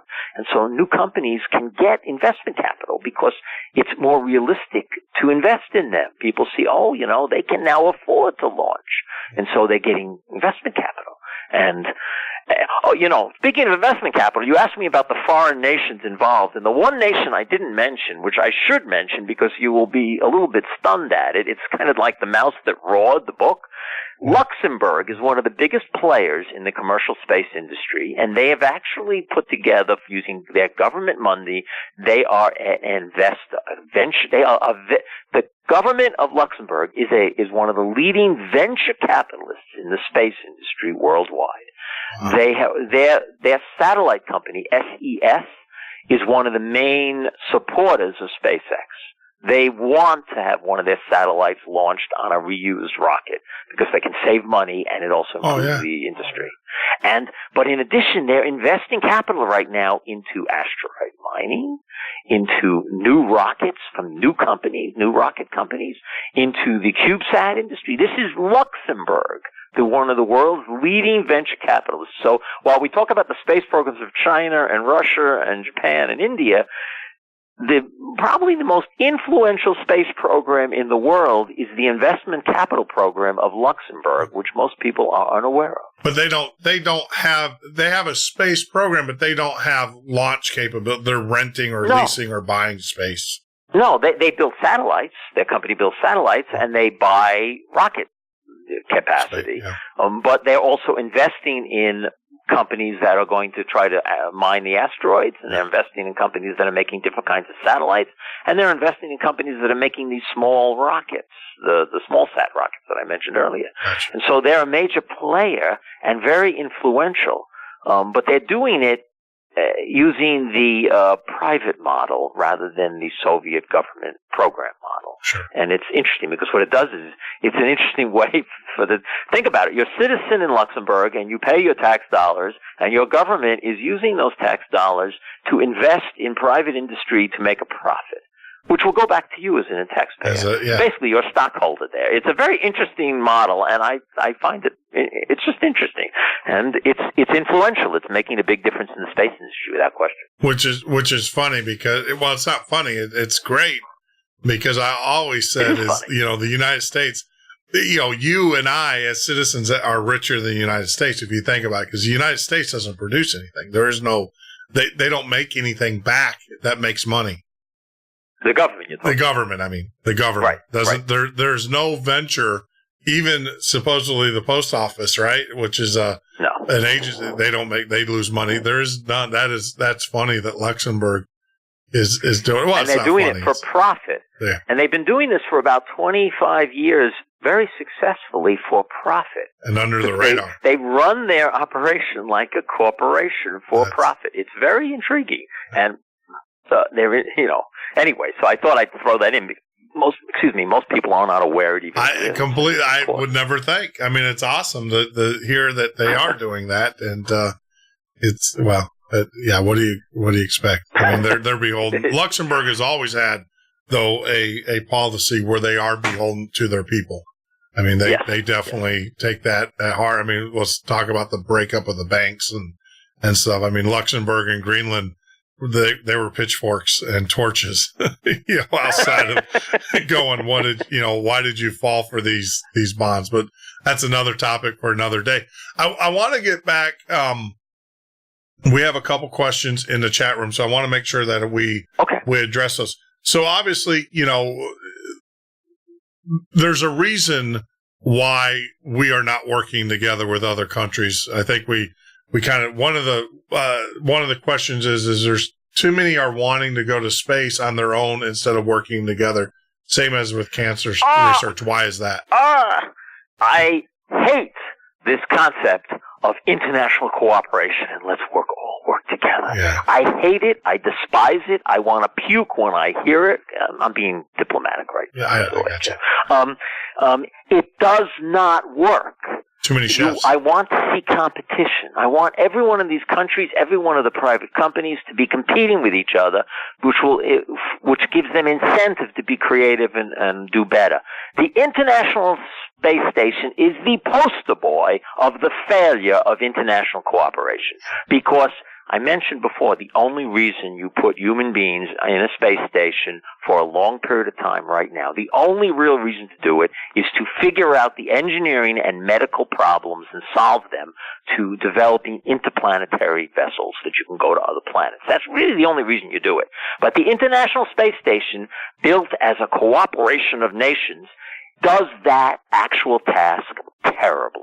It doesn't really teach us how to build an interplanetary spaceship. It was designed with NASA in mind and pork in mind, so therefore it is run mostly from the ground. Mission Control can operate it. How does an interplanetary spaceship going to work if it's 70 million miles from Earth around the orbit of Mars? How is it going to function if it depends on Mission Control on Earth? It can't. So it's very poorly designed. It has not accomplished very much. The international cooperation involved, for example, Jeff, the Russians for decades on their Salyut stations, then their Mir station I mentioned earlier, did long-term missions on that station, because if you're going to go to Mars, you got to be able to survive in space in weightlessness for at least 1 to 3 years, and there are serious medical problems about doing that, and we got to do research to figure out to solve those issues. When they lost Mir and they made the partnership with the United States for the International Space Station and Europe, they have been begging NASA for more than a decade to do year-long plus missions on ISS. It is one of the express reasons you have an International Space Station, so you can experiment with long-term weightlessness and learn what the problems are. And it was only until last year that NASA finally agreed, and it was not agreeing, it was saying, no, too risky, we don't want to do it. NASA doesn't want to do it. It's a government agency, we don't want to do it. Well, it was only last year they finally agreed to do what they called a year-long mission. It wasn't really a year-long, it was 340 days. They called it a year-long mission, but I don't remember, my understanding of the Earth as a year is 365 days, so it was actually 2 weeks short of a year. But nonetheless, they did that long-term mission. That was the only one. There's none other planned. And that's because it's an international project. You got to get everyone to agree, and so it limits your possibilities because it's like a committee. Everyone's there can say no. You got to get everyone to say yes. All you need is one no and nothing happens. I don't want international cooperation. One of the reasons China's space station is doing so well is they're not in a partnership. They're free to function and follow their specific goals. Similarly with private space, Bigelow, he has his own private goals with his space station. Let him follow them. Partnerships, international cooperation, it doesn't save us any money. It doesn't make it more efficient. It slows things down, and it makes it impossible to accomplish anything. Competition and freedom are the way to do things, and that's what we're beginning to see now, and that's why success is finally happening. Makes sense. Makes sense. Yeah, I don't think Elon Musk is going to work with Bezos. No, Jeff Bezos, they are friendly, and I mean this seriously, they are friendly competitors. I mean, they congratulate each other, they're not partners, they want to beat each other very aggressively, but they also want to get into space, so they're enthused when the other guy succeeds, because 2 + 2 = 6. And they know that the success of either one of them is going to bounce back to help them both. Yeah. But they are competitors, and they do not want to make a partnership. They want to compete with each other because they both have slightly different routes to success, and actually significantly different routes to success. And those routes will produce different technologies and different ideas, which will maybe make it possible to more quickly learn how to do this. And so, no, I got you. I hate it. I've been hit. This is the Soviet model, and I hate it. I don't want to do it, and I want us to stop thinking about it. Competition. Freedom. Freedom and competition. So the next question that we have in the chat room, is there a committee or an organization that you have to go through, or treaties that you have to abide by if you want to go to the moon? Well, there is something that the United States and most spacefaring countries are signatories to, which is the Outer Space Treaty. This was a treaty that was negotiated in the 60s between the United States and the Soviet Union, mostly because they were the main players, but it was a UN treaty, and that treaty is also one of those horrible things we should get out of. That treaty basically states you don't have to get permission to go to the moon necessarily, though it could be argued, but no nation can, according to that treaty, no nation can claim any territory.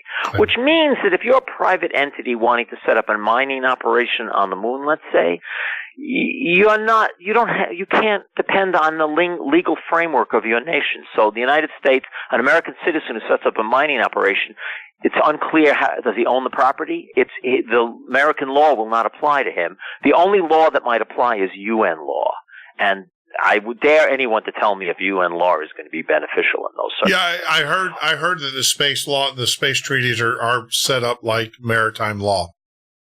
Yes, and they're set up kind of like the Antarctic law, but that law means that no private property is possible. Individuals can own things, but if you're not under any legal regime of any nation, then you don't really have any standing to set up contract law or land title.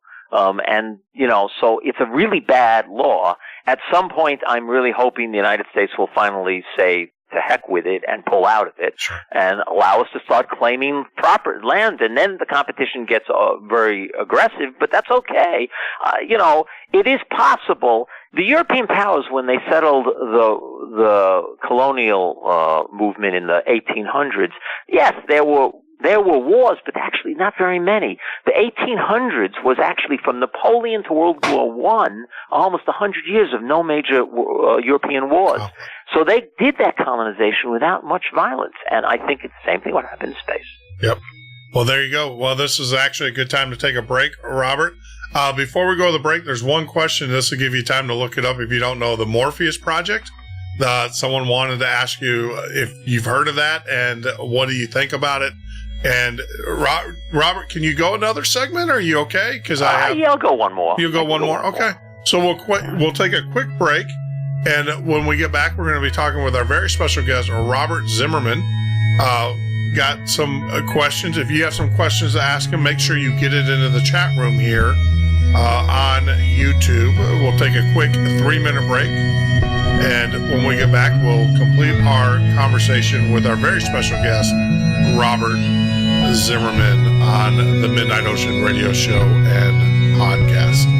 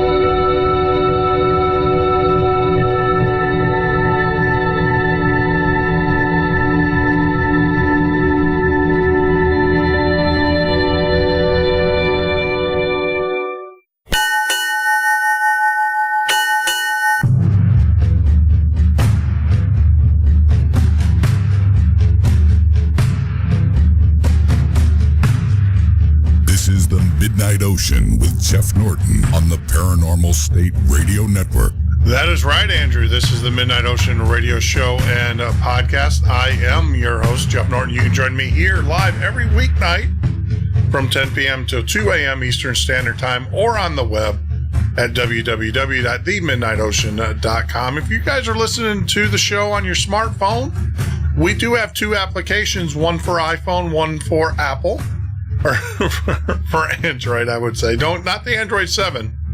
Don't get that one. That one has a tendency of blowing up.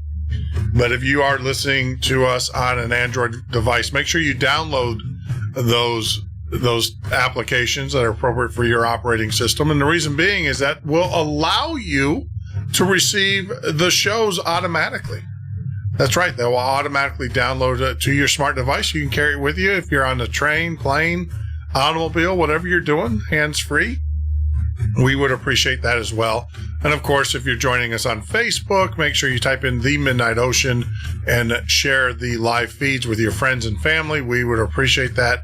And also on YouTube, hit that subscribe button. If you're out here listening to us on YouTube, please make sure you hit that subscribe button.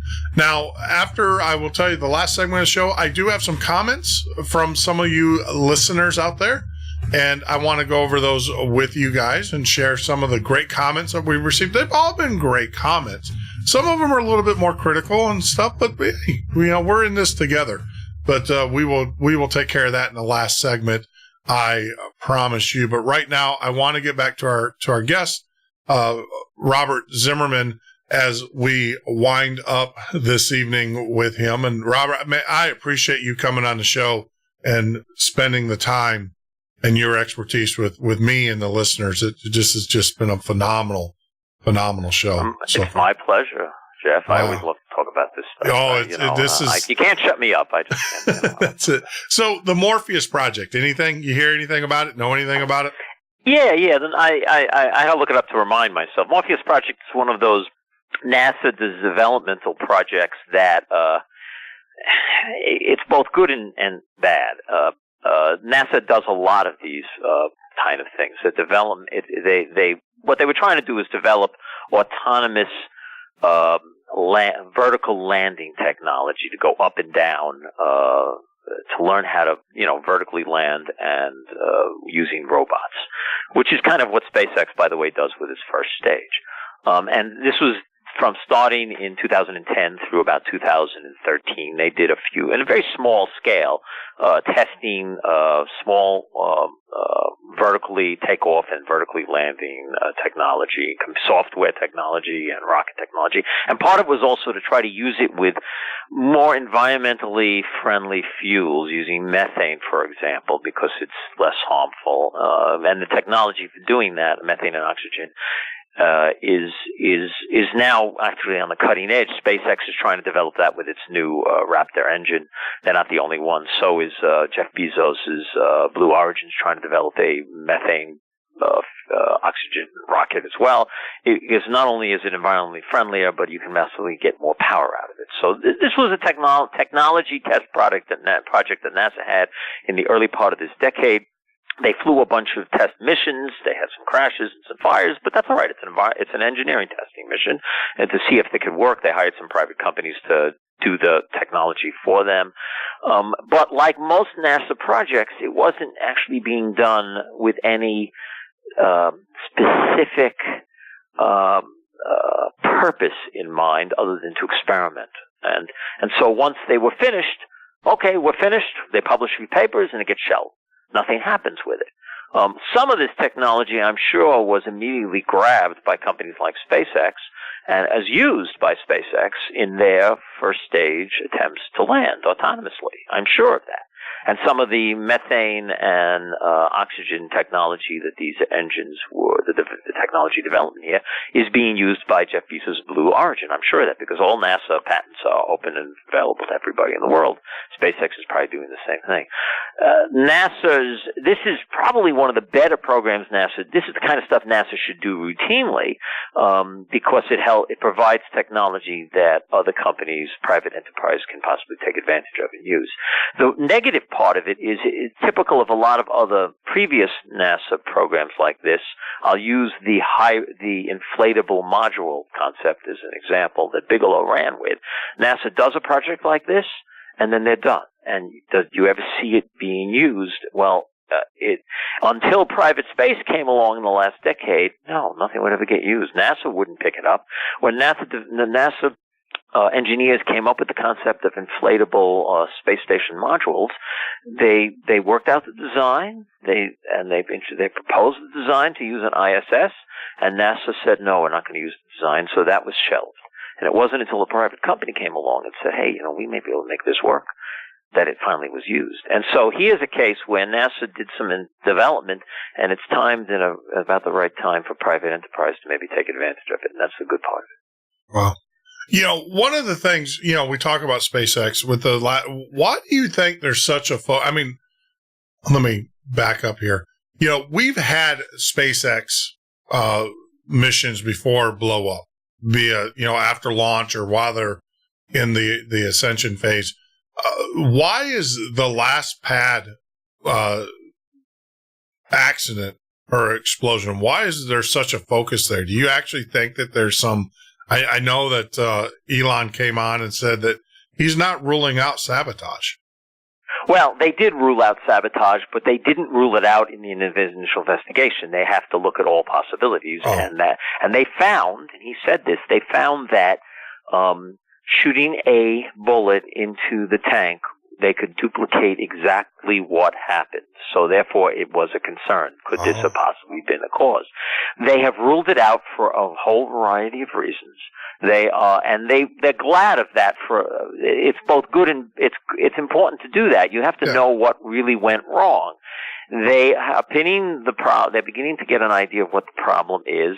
It's a difficult problem because we've been launching rockets from launch pads now for almost more than half a century. And it's almost been 40 plus years since a rocket exploded like this did on the launch pad during fueling. Okay. In other words, they weren't actually firing the engines. They were just fueling the rocket. And boom, out of nowhere it explodes. That is a very rare. That has not happened in decades. And so this is significant because why did that happen? That's very unusual. That's why they looked into possibility of sabotage, because it was so unusual. As it's turning out, that it wasn't sabotage. It doesn't look like. They've dismissed that. But what it comes down to is that SpaceX, by being innovative, one of the things they've innovated to try to get more power, more punch from their rockets, they've been doing something different. When they fuel the rocket, the oxygen in the tank, they use oxygen and they use kerosene. Well, the oxygen especially, they overpressurize it. Overpressurizing gives an impression that they're doing something wrong. What they do instead is they've designed the tanks and the systems so that they lower the temperature of the oxygen so they can pump more oxygen into the tank. Means they can increase the fuel capacity of the rocket. But this is a different technology. No one's done this before. And so it might be a contributing factor to causing the explosion, because inside the oxygen tank is a helium tank. The helium is used to keep the oxygen tank pressurized as the oxygen is pumped out to fuel to interact with the kerosene to cause the rocket rocket jet. So the helium gets pumped into the oxygen tank. Well, it appears that the oxygen in this high pressure environment on the outside of that inside tank, there might have been an interaction that caused a explosion within the tank, a breach in the tanks, and that caused the explosion. Yeah. They're looking into this. They have to figure it out. It's somewhat complicated engineering, but you push the envelope, things might go wrong, and that's what happened. Well, it's like the old Soviet. What were they using? The old rocket engines were the peroxide engines, right? Oh, yeah. This was Orbital ATK, has its Antares rocket. And what they did there is to try to build, this is for the Cygnus capsule, this is the other cargo capsule that brings supplies to ISS, to try to do this efficiently and as cost-effectively as possible. They purchased from the Russians a whole bunch of Soviet-era rocket engines, very well-designed rocket engines that had originally been built for the Soviets' N-1 rocket. That was the rocket that we're going to use to go to the moon. And that rocket had 4 launches and 4 failures, and so they abandoned it. But it had a lot of engines in its first stage. And so because of that, they had built a lot of these engines, and they were sitting in storage for 30 years. And so Alder Lake Cape purchased them from the Russians. It had Aerojet Rocketdyne refurbish them to make sure they would work and test them. And then they flew the Antares rocket using them in the first stage. Well, 2 years ago, one of those engines blew up, just seconds after launch. And they decided at that point, we can't use these engines anymore. They're too old. They're just not reliable enough. And so what they have done is they've gone now to new Russian engines that are newly built. That Russians make very good rocket engines, so it's no reason not to buy it. It's a private company. There are no legal restrictions. Military isn't going to object. Congress is not going to object. So that's what they're doing. So once again, and this is, the cliche, it's rocket science. There's a reason we say that, because this is hard to do. It's hard stuff. You're trying to control a lot of energy, gigantic amount of explosives, so that you can direct payload in a very precise direction in space. Yeah. And that's really hard. And I think it's a testament to the engineers that we succeed as much as we do. Let's switch gears here as we wind down and everything. Hubble. This is always, because I know that you wrote a book and did extensive research on the Hubble project. Is there any plans to replace Hubble? No. We're done. No. Why? This is a great tragedy. But there are no plans to replace Hubble. There's no plans to put any optical telescope into orbit at this point. None. Not by any nation in the world. There are hints that maybe China might be thinking of doing it, but and they might be actually doing it, but it's not been confirmed. As far as the United States or Europe or any other spacefaring nation, no one's doing it. Hubble was built I wrote, Universe in the Mirror, I wrote a history of the Hubble Space Telescope. It's, once again, popular history for the general public, where I went into the details of that. It's a really great story about, people dedicating their lives and often sacrificing careers and families and everything to make this happen. Some people who were against it, who ended up to be cheerleaders for it, because they realized how important it was going to end up being. In the late 90s, astronomers got together and started to discuss what will come after Hubble. And there's a lot of internal political stuff going on within the astronomical community, where the cosmologists kind of grabbed control of the future replacement of Hubble, and they decided, and it was the astronomy community made a recommendation that rather than build a bigger optical telescope like Hubble, but bigger in space, they should instead make a infrared big telescope in space, because that could do deep space cosmology. That could look back in the infrared, closer to the Big Bang, do the kind of research that cosmologists really wanted to do. And so NASA, the astronomy community, went along with that. They decided, nope, Hubble will not be replaced. We will instead build a big infrared space telescope, which became the James Webb Telescope. NASA has been they've stopped doing this, I think, partly because of me, because I constantly call them liars when they do it. But for a decade, they would announce that James Webb is the next generation Hubble telescope to replace Hubble. But it doesn't replace Hubble, because it's an infrared telescope. It looks in the infrared. It does not look in optical wavelengths. So it doesn't look at what your and my eye see. It looks at a different wave band for the purposes of doing deep space cosmology. Now, it can do other things, but that's what it was optimized for. And so their claim that it was replacing Hubble has always been a lie, and they've kind of stopped doing that. Because the James Webb Telescope, though, has gone from $1 billion budget to a $9 billion budget. That's 9 times over budget. And it's taken twice as long to build, and has had serious problems.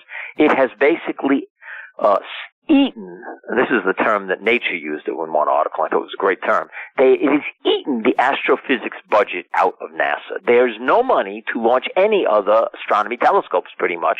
They've launched almost all the astronomy telescopes they had been building that were in the pipeline. They've all been launched. There's nothing pretty much being built right now. They don't have any money in NASA to build any space telescopes, except for Webb. They've got to get Webb built and launched before they can even start another project. So the astronomy community, after Webb was approved and was going through this long process of going over budget, the astronomy community has proposed other telescopes, including optical telescopes, but nothing's going to get approved until Webb is finally launched and hopefully works.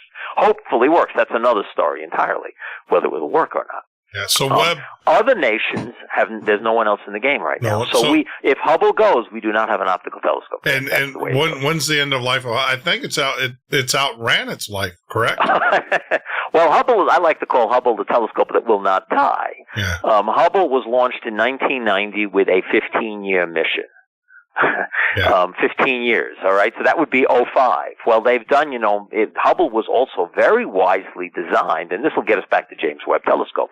Hubble was designed to be in low Earth orbit so that astronauts on the space shuttle could repair it.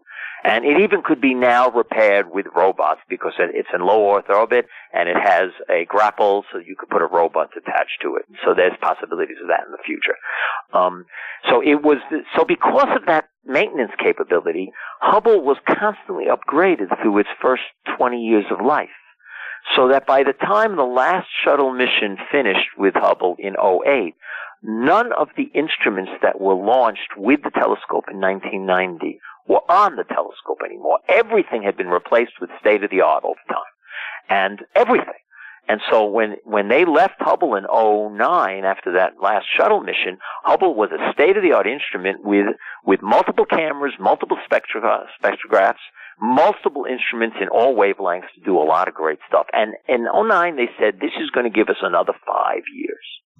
Well, that's 7 years ago. Yeah. And right now they keep track of the telescope. It is doing marvelous. And there's another component to this. We're talking about the instruments, but there's also the main body of the telescope and its operational part, which some of which has been replaced, but not all of it, that is robust and well built and it's functioning. So we might still get another 5 to 10 years out of Hubble. Just keep your fingers crossed. Yeah. And in 5 to 10 years from now, I mentioned, those private businesses that are going to be launching to repair communication satellites. Well, that technology will be directly applicable to maybe maintaining Hubble down the road.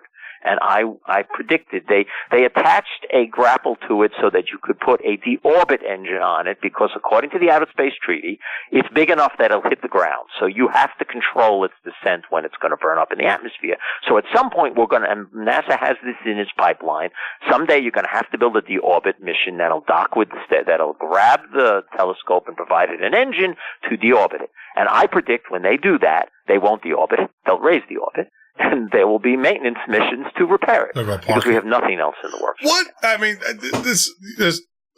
what? When they make these spacecraft, what kind of material? What are they made out of? Is it aluminum? Is it titanium? Is it a combination? What's the skin like? The structure.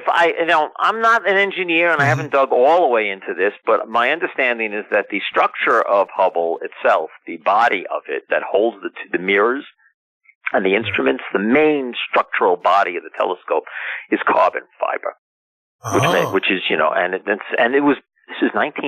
they were building this from 1979 to 1985 or so. So it's old technology, but it's nonetheless good technology. And that's the basic structure. The service module, the thing that controls it, that aims it. They have gyroscopes, a variation of gyroscopes on it to function.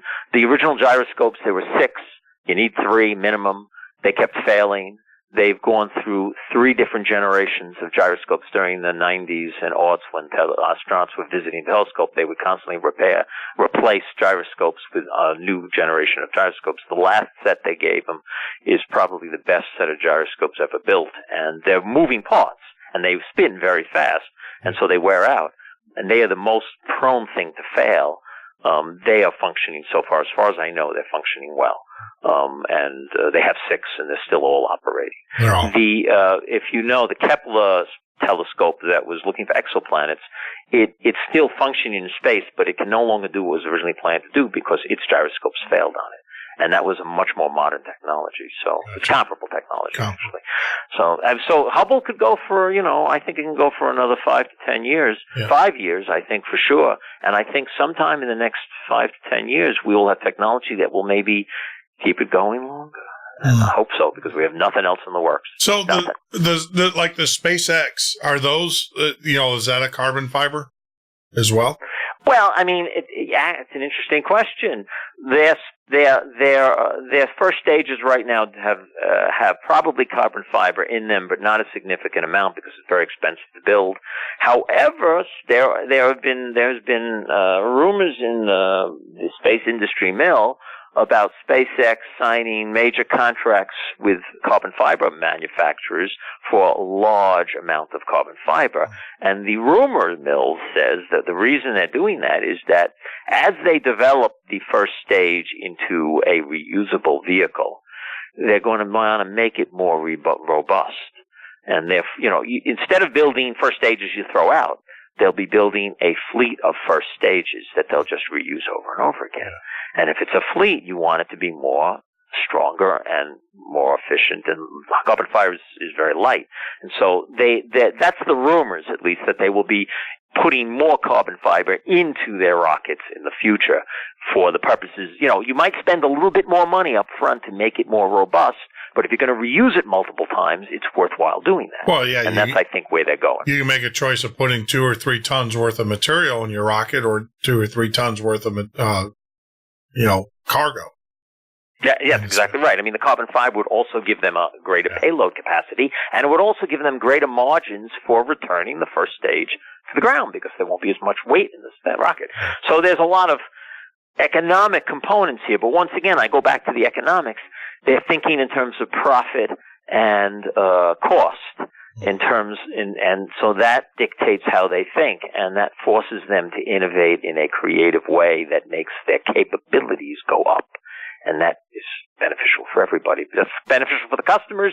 Who are the customers? The customers are people who want to get into space. Yeah. And those might be satellite companies, communication companies, but trust me, there are a lot of people who want to get into orbit just simply to go. Sure. Tourism is going to be a business there. If I had the money, I'm there. You'd go. I would. Yeah, me too. I would. I'm a big guy. I would be cutting off body parts to make weight. Oh no, they won't ask you to do that. No, but I would. I'd be more about. Yeah, I don't need that leg. Just cut it off. I got to make weight. I would definitely. Well, I will tell you that the most useless appendage in space and weightlessness are the legs. Yeah, you could cut them off. You don't need them. I'd be like, I don't need it. If it, forget about the money. If they say, well, you're overweight by a few pounds, I was like, just cut it off. I don't need it.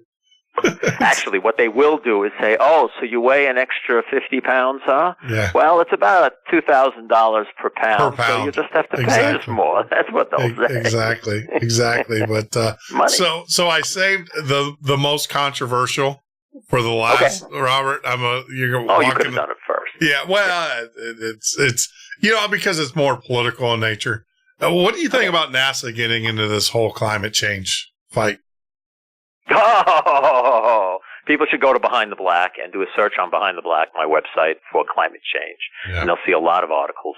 And people too often misunderstand where I'm coming from on that subject. And I'll get to NASA, but I have to introduce the subject a little bit. And we could devote a whole show to this if you wanted to. I don't have a problem talking about it. I have researched. I'm a hard journalist, researcher. About 12 years ago, I finally decided, I don't really understand the press releases, the context of the press releases I hear coming, and the UN the IPCC reports coming from the UN. I don't really understand the context. There are all these claims, but I need to have a wider view of the science itself. So I started to do some really, really heavy research. I was focused on the sun in particular, and if you go to Behind the Black and you look at the top of the menu line at the top, you'll see a menu choice, Climate and Sun Science Bibliography, and that's the bibliography of science articles. I read hundreds of books and articles to try to get an understanding of the science. Because when I hear people say the science is settled, I get a little suspicious. But it could be true, so I wanted to know. And so I did the research. And what I learned, I got a real understanding of where the questions are in the climate field and where the confusion is and where the problems are and what they're trying to figure out. So I could understand now when I see a press release or an announcement of some discovery, I understand the context of the science itself, and that helps a lot.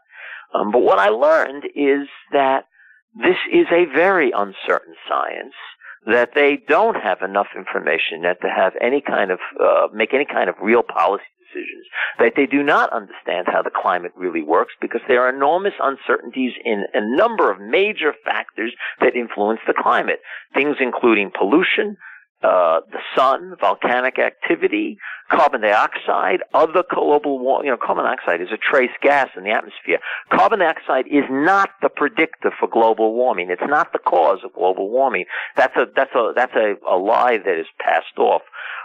The theory behind global warming, this is the theory, which is that the increase in carbon dioxide in the atmosphere, which is happening, is going to interact with the real global warming components of the atmosphere, which is water more than anything else.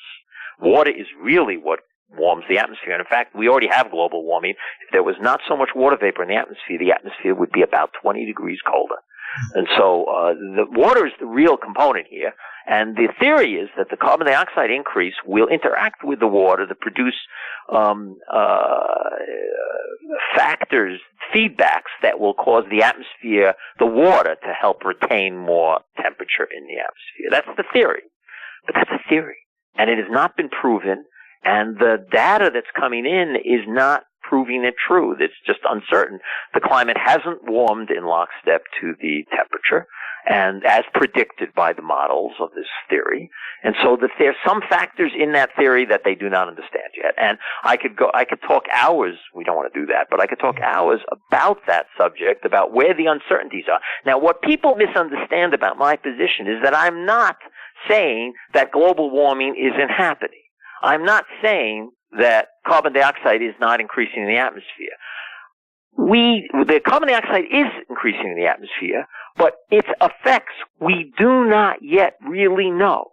It could very well be that it will cause global warming, but we don't know that yet, and the theory has not been proven. On top of that, research, extensive research on my part, the actual negative consequences of warming have not been proven as well.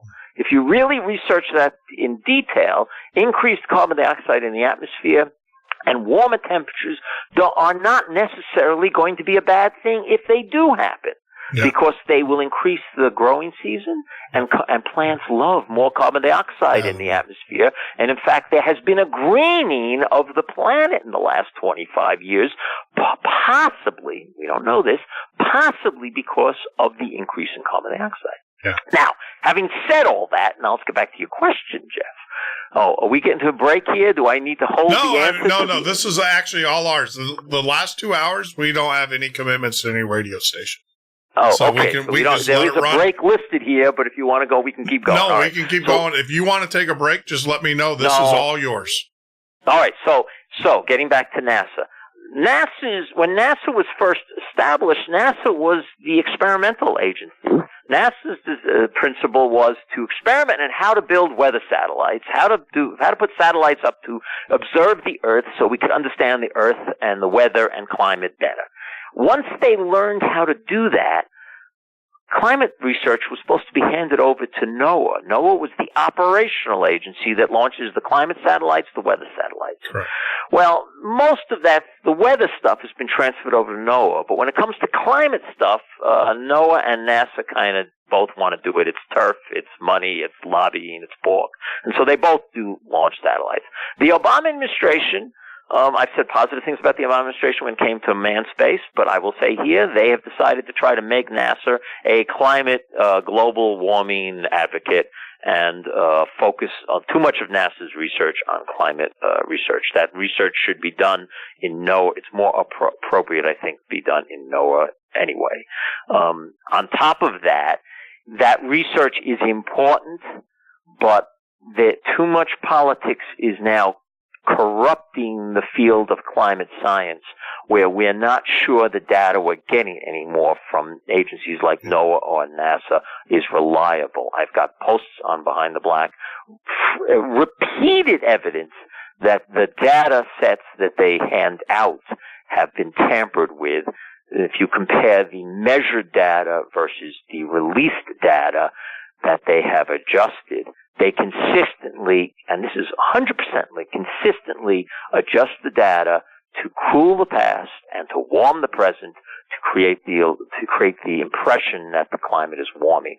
If you look at the raw data they take down from both satellite and ground-based data from both NOAA and NASA, the raw, unadjusted data does not show global warming consistently. So that's another uncertainty that's involved. And it might be a corrupt uncertainty involved in this. Yeah, I believe. We actually have fraud going on. And that's the thing is that unfortunately, you hear so many reports now where the data is wrong, and so you can't trust them, and that's a shame because, your science, those are the people you should be trusting, and they should never be put in a position of political, they should be by it, but it's so sad.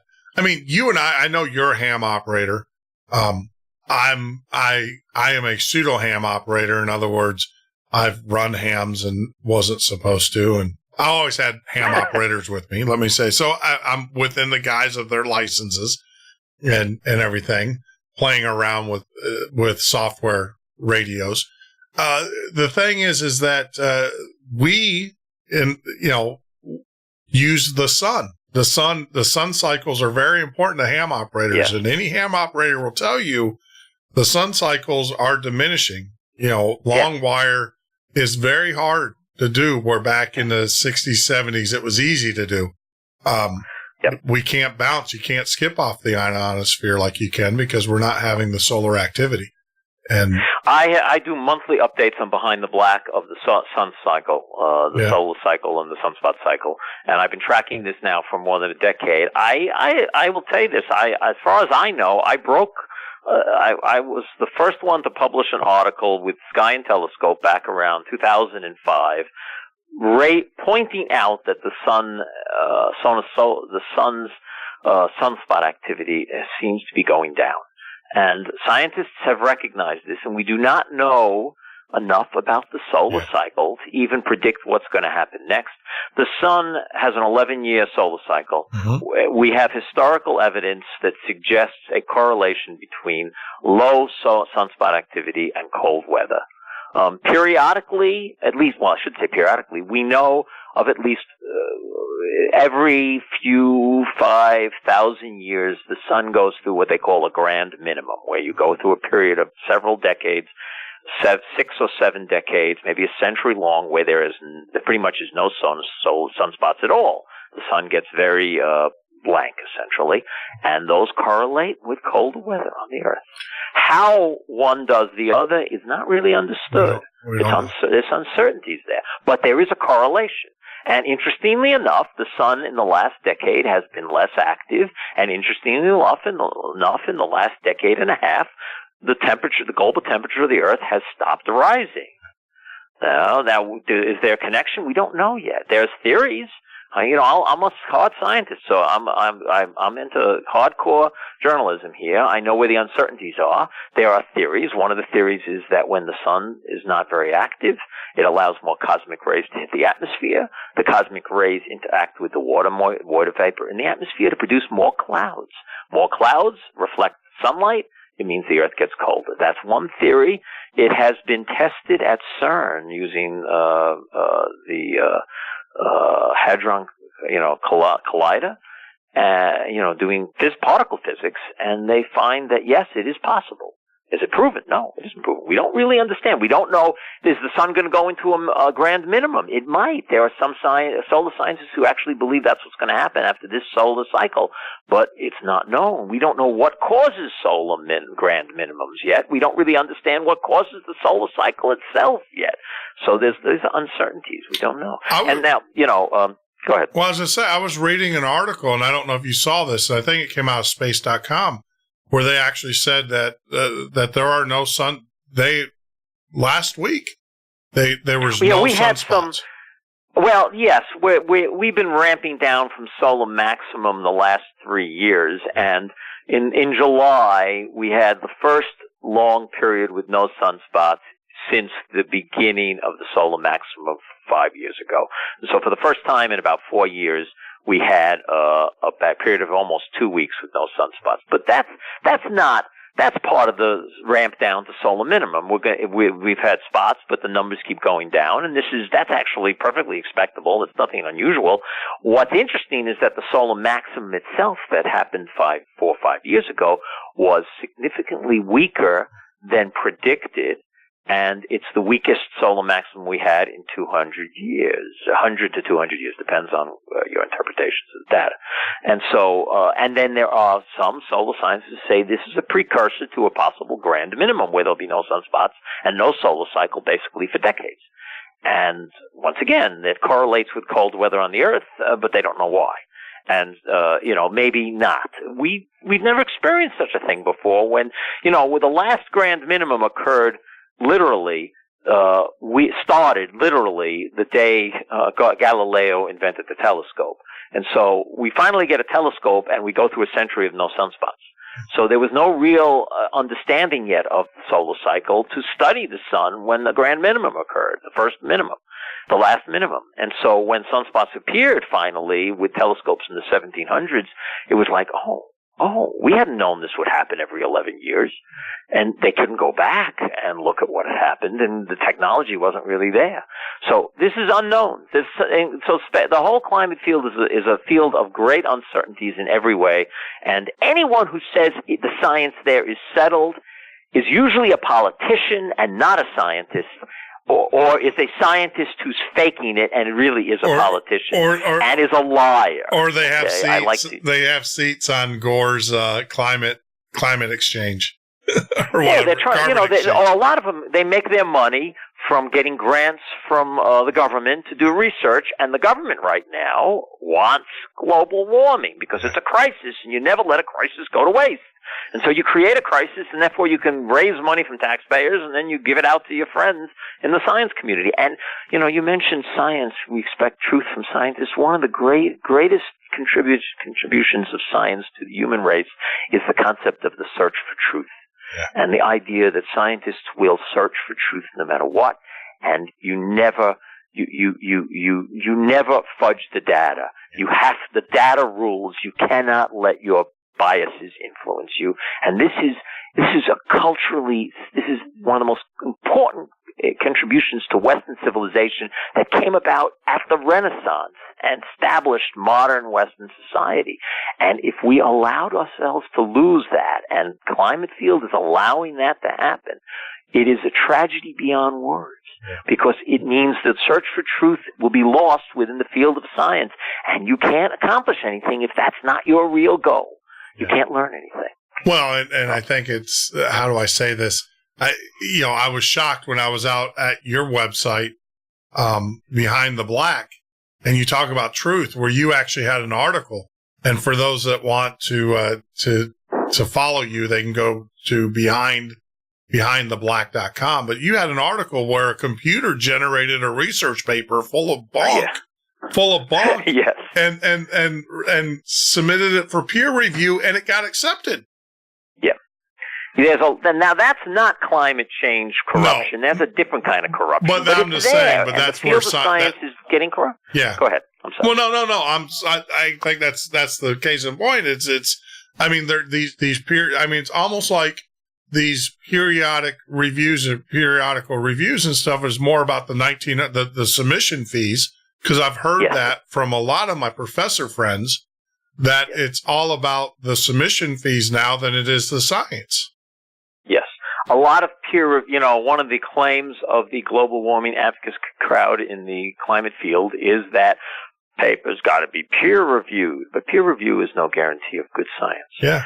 What one must do in the field, and as a journalist I do it, and as scientists you do it, is you look at the data. If there's any questions of the data, then you have to be skeptical. You have to consider there's a possibility it's wrong. One of the main guys in the climate field, this guy Phil Jones, if you do research, his name is on almost every paper with the global temperature data sets. He works at the Climate Research University unit in England, and he's a major researcher on putting together global data sets of the climate over the last 200 years. And the problem with his data sets is that people were asking, could we look at your raw data? Could we look at your raw data? We want to check it. Confirmation, that's how science works. He kept refusing. People had to go to Freedom of Information Act type demands to try to get his raw data. He finally admitted that he's lost the original data. Yeah. When I hear that, I say to myself, well, I don't trust anything this guy's given me. Yeah. Because a good scientist doesn't lose the raw data. You hand it over to let other people play with it if they want, because that's how science works. And to say he lost the data, that makes me very suspicious of anything that comes out of him. But the trouble is, he's an example of a guy who's literally cited in every global climate data set paper that is published, because he provides the data to scientists worldwide. His data set is one of the 5 data sets we depend on for global temperature data, and it's suspect. Yeah, I think you and I are on the same page. Is that obviously we know there is something going on. We don't know what we can't point to it and say this is what's happening or that's what's happening. I mean, there is something. I mean, I have beachfront pictures back in the 40s and 50s of our property in Puerto Rico, not a property that we stay at in Puerto Rico, and they had a good 40 to 50 feet more beach into the ocean. Now, once again, though, you don't know if that's from erosion. You don't know if that's from, if the waters are actually cloudy. You don't know. I mean, I don't know. The odds of most likely local circumstances there. In terms of sea level rise, sea level has been rising depending on the data set you use, it's been rising between 1 and 3 millimeters a year for the last century. Mm-hmm. Well, you run the numbers of 1 to 3 millimeters a year, it would take 1,000 millimeters to equal 3 feet. And so you gain between 100 and 300. In a century, you gain between 1 and 300 millimeters. You maybe raise the sea level 1 foot. That's not the disaster that a lot of global warming doomsayers give us. Yeah, and it's nothing. It's a shame though, because I remember reading Robert Felix's book when I heard him on the coast, about not by fire but by ice. I mean, they ran him out. They destroyed him, and he was a very well-known climatologist and at a university level and meteorologist. He was proposing a possible ice age. Ice age. He's like, we're actually coming into a mini ice age. Is what his data says. I would say the same thing to that I would say to global warming. That the science here is uncertain. We do not really understand how the climate functions, and we really do not know what's going to happen. In the 70s, there were a lot of doomsdayers who were saying we were heading for an ice age. Ice age is going to happen, and then they realized that wasn't happening, so they switched to say doomsday is global warming is going to happen. The truth of the matter is they really do not yet understand the science, so to make any of those predictions right now is premature. Another way to look at it, Jeff, is that we really only have had really good data, global climate data, good climate data, beginning in the late 70s. And so we've been tracking the climate with some accuracy by satellites now, including tracking the sun with some accuracy now for what? 3.5 decades? How old is the Earth? Yeah. And climate changes take place over not centuries, but millennia. So to really have an understanding of the climate in this short data set is absurd. It's too early. We just don't know. And it could be happening, but I don't think we have enough information yet to come in. And you can have one volcano go, and then that completely throws your model off. Absolutely correct. In fact, volcanoes, I said earlier, they're an uncertainty in the equation. There does appear to be Pinatubo lowered the global temperature probably by, I think, 0.5 degree. It definitely cooled the atmosphere and the global temperature for the next 2 years significantly. And that's just one volcano, a large volcano. There are just too many uncertainties here. That doesn't mean we can't answer the question, But if you really dig into it, you find out what the uncertainties are, and right now. And what I found is that anyone who claims we know is lying. Mm-hmm. And the only ones who claim they know right now happen to be people who believe in global warming. So they are very suspect to me. Yeah, yeah. It's always follow the money. See where the grants are going and stuff. Yeah. So where does one? All right. So Robert, where do you get your climate information from? What do you trust? My research is always, I go to the journals, the books. When I was, before I moved to Tucson, when I was doing this research on the climate back in the aughts, aggressively, I still do the same kind of research, but I go to university libraries. Okay. At the time, I was close to the Goddard Space Flight Center, and they have one of the best libraries on space and science and climate research in the world, actually, and I took full advantage of that. But even now, you do university research. The fact also is that the science world today has become very digital, and so almost every major science paper by most journals can be obtained online over a period of time. Because I'm a journalist, I often get to see them right away.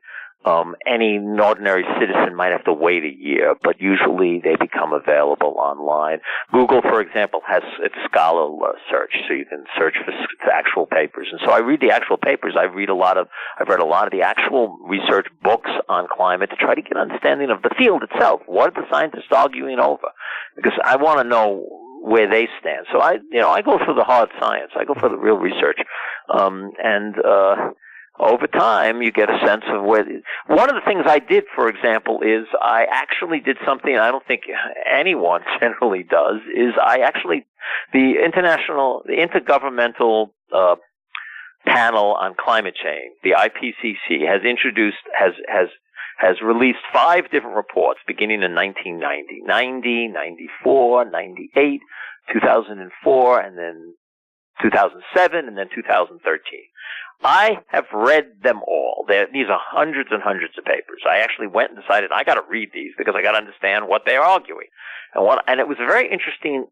I'm a very weird guy. I like to read this kind of stuff. Most people would like eyes glaze over, but I like to read it. And what I found was interesting is the cultural change going on within the IPCC itself, because the 1990 report is an incredibly good summary of the uncertainties of the climate field at that time. Sure. And it outlines it very, very well. The 1994 basically updates things, but says these uncertainties still exist. But as the years passed and the releases came out, they became increasingly political. But the uncertainties didn't change in any way. The reports usually have an executive summary at the top, which is what most reporters read, but then you got the hard data work, the many pages of actual working group reports. If you looked at the actual working groups, you find, the uncertainty, none of these uncertainties have been settled. We haven't really answered any of those questions that were in the 1990 report. Yeah. But the executive summaries all said, we know what's going to happen now. And I looked at that and said, well, there's a political game being played here. There's nothing to do with science. Yeah. And that was part of it. So, I'm trying to answer your question. That's the kind of stuff, the kind of research I do. It's from a hard journalist point of view. To quote, moderately, quote Ronald Reagan, moderately trust but verify. And so I read them all. I don't dismiss anybody, but I read them all. And when I get a feeling someone's lying to me, that my opinion of them goes down significantly if there's a certain level of distrust. And I think this is a great plug for Beyond the Black, because I'm as I go through your site, I see a tremendous amount of legwork that you've done on the subject of climate change and of course some other topics within, like I said, that article. I read the article that you wrote about the peer review with the bunk paper. Was just, it didn't shock me, and I actually referred it to a couple of my buddies who are professors who we've had that conversation before. It's like, and if you want to be published, and they've told me, they're like, Jeff, if you want to be published in some of your research, all you have to do is pay $1,900. That seems to be the magical number. And and the good scientists, the really good scientists, don't have to do that. Yeah. They actually, their papers get accepted because of the real research they do. And you've got to, and once again, this is where this is where one has to use a discerning eye. This is one of the reasons I did a lot of research in the aughts on climate to try to get a baseline understanding of what is the real stuff and what is the stuff that shouldn't be taken seriously. And so when I see a press release about climate today, I can almost invariably, instantaneously separate the wheat from the chaff. Oh, this is garbage. And it applies to science as well, space as well. I'll give you another example. About a month ago, NASA made a preliminary announcement that they're going to have a press conference about a discovery on Europa. That is a big deal. This is one of the moons of Jupiter. Yeah. And I said, gee, that's interesting. Why are they announcing an announcement? They're not actually telling us what the press conference is going to be about, but they're like teasing us. I said, oh, that's interesting. So then the press conference happens, and I listen to the press conference as a journalist, and they spend the first half hour, the first 15 minutes of the press conference touting the wonders of the Hubble Space Telescope and the James Webb Telescope and the future mission that they're building to go to Europa. They don't talk about the discovery at all.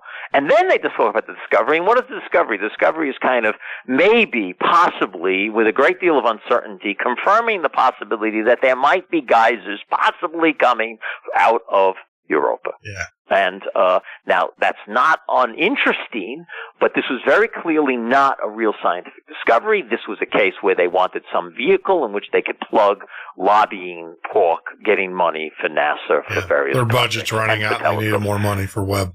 Yeah. And remember, they were touting Hubble. I'm a big fan of Hubble. I wrote a book on the history of Hubble. But when I hear that, I say, well, this is junk. And on Behind the Black, if you do a search on Europa on Behind the Black, you'll come on the story. And I said I didn't make a big deal about this initially, but lo and behold, now I have to, because there are 25 major mainstream press organizations that are making a big deal about this discovery when there's absolutely nothing here, and they should be ashamed of themselves. Yeah. They should just be ashamed of themselves. They should know better. Yeah. What? And I know we're getting long into the night, and I keep on asking you questions, but it's refreshing to know that there's guys like you that have done the research.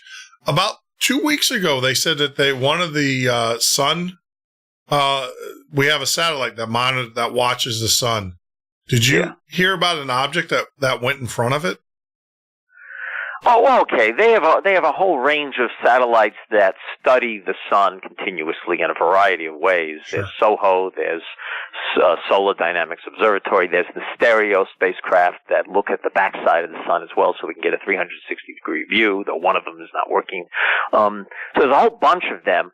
There are periodically, pretty routinely, comets that plunge into the sun. This is not unusual. Okay. I don't know of any periodically amateur astronomers take pictures of the International Space Station when it crosses in front of the sun. That's not unusual. The specific story you're talking about doesn't ring a bell. Yeah, this was a satellite. They released it about 2 weeks ago. They said an object, transversed between the satellite. So it wasn't, obviously the space shuttle, or it wasn't the IIS, but it was a, There was the story you may be referring to has to do with the stereo A and B satellites, the ahead and behind satellites. Stereo is once again two satellites. With the Earth, think of the Earth as one of the satellites, and the two stereos are set at 1/3 positions around the sun. This way we'd get a 360-degree view. Well, so they have the stereo A, which is the ahead satellite, and then they have the stereo B, which is the behind satellite. Well, 2 years ago, the behind satellite suddenly lost contact with it, disappeared. And so they lost it, and they've been trying to get it back for 2 years, and they've given it up for lost. And then about a month and a half ago, suddenly it called home.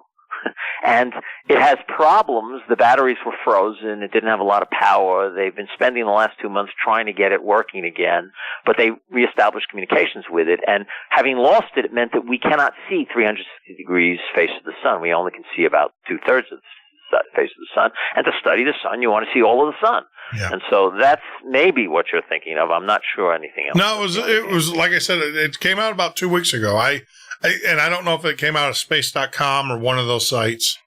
But it was a reputable, I don't want to say reputable, it was a mainstream site where they said that something transverse in front, but what you just said, it probably a comet.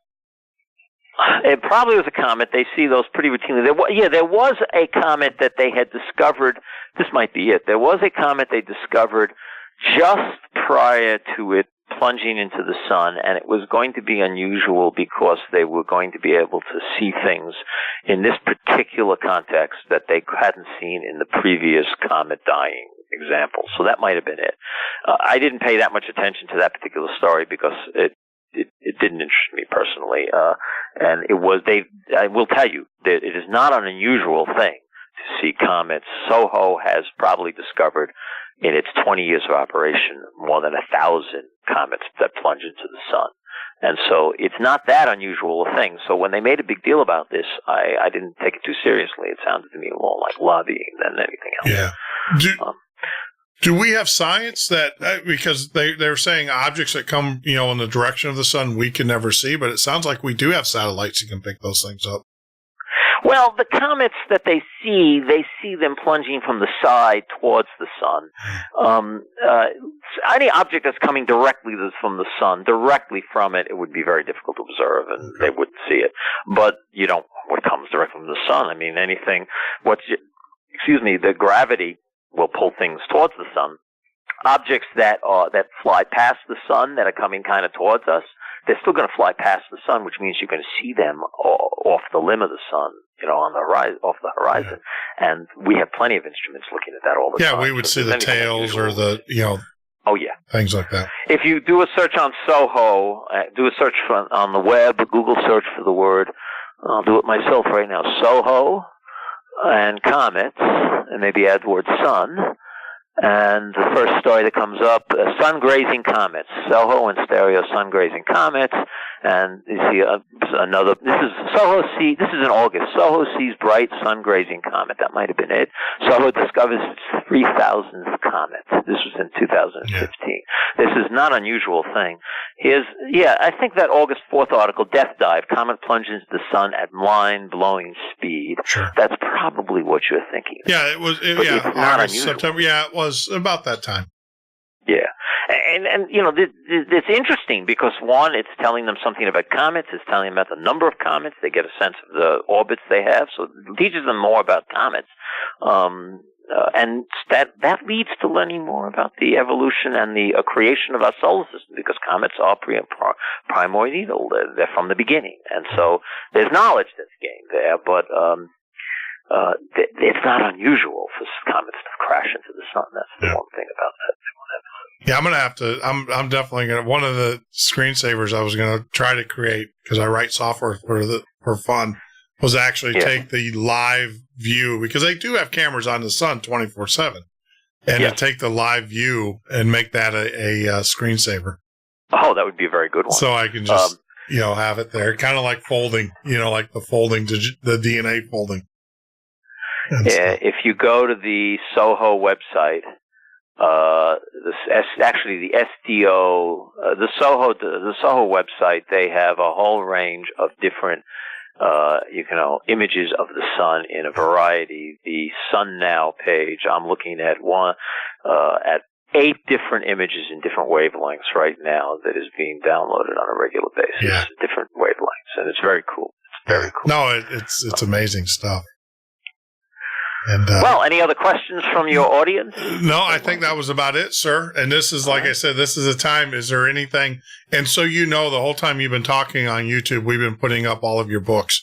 So I appreciate people that. have that. And, of course, they can get any of your books through our website, themidnightocean.com. They click on Robert Zimmerman, tonight's guest, and that'll take them to the Amazon page. And, of course, we'll put up a link to your page as well. But this is the time where I ask you, is there anything that you'd like to add or anything we missed for tonight?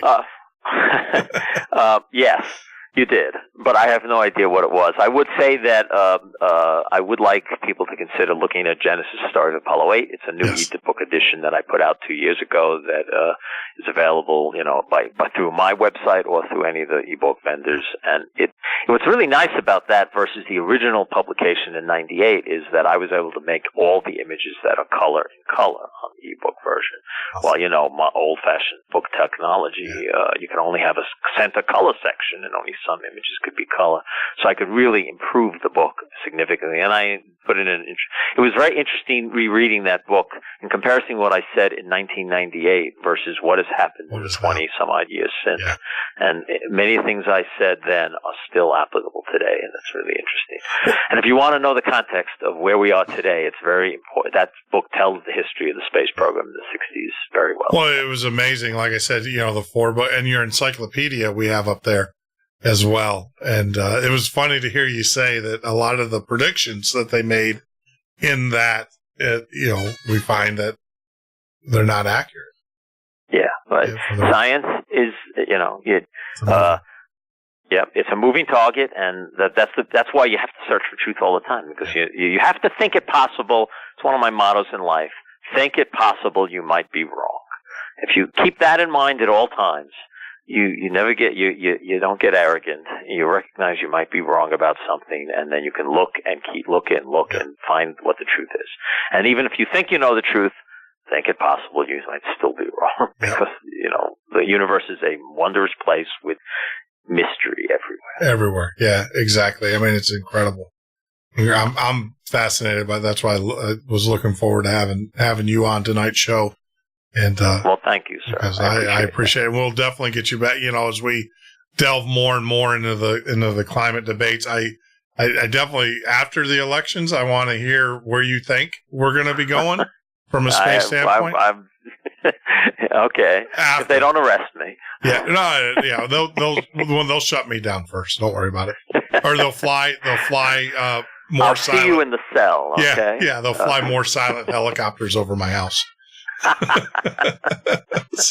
Jeff, thank you very much. No, Robert, I appreciate it. Thank you very much for taking time out of your busy schedule to talk with me and our listeners. And I'll be in touch, my friend.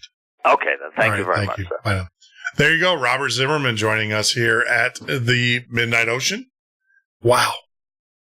What a conversation. I love conversations based on science and the history of it. It's amazing how, you got point A, point B, and point C, right? And sometimes point A and point B don't materialize. So you have to rework it in the history. And that's why the Genesis, the story of the Apollo 8 is a really good book. I will tell you, out of all of my authors, you can pick and choose, 1 or 2 books. I will tell you, if you are a space person, if you enjoy space, if you want to know more about the mysteries, all 5 of Robert's books I would definitely recommend to you and to our listeners. And we'll give those out here in a minute. So let me bring them up. So I make sure that we give them all the proper titles here. And we will have links after the show. We'll get those up. But we have Genesis, the story of Apollo 8, Leaving Earth, Space Stations, Rival Superpowers, and the Quest for Interplanetary Travel, the Chronicle Encyclopedia of Discoveries in Space and the Universe in a Mirror, the Saga of the Hubble Space Telescope. The Saga of the Hubble, I've not read, but I've read a lot of the reviews on it, and that's going to be another one in my collection, because it talks about the history and as Robert, you heard him say, talks about the trials and tribulations, some of the personal aspects of it. And of course, the Genesis, the story of Apollo 8, that's the ebook, which just came out, as he said. You can actually, see the color photos in that in the ebook. And of course, we will get all of those linked up on our site. Wow. So let's do this. I want to take a quick few-minute break, and then what we'll do is we'll open up the lines for you to call in, and we'll just have open lines for the rest of the night. But we'll take a few-minute break, about a 4-minute break, and then when we get back, we will open up the Skype lines and also the call-in lines.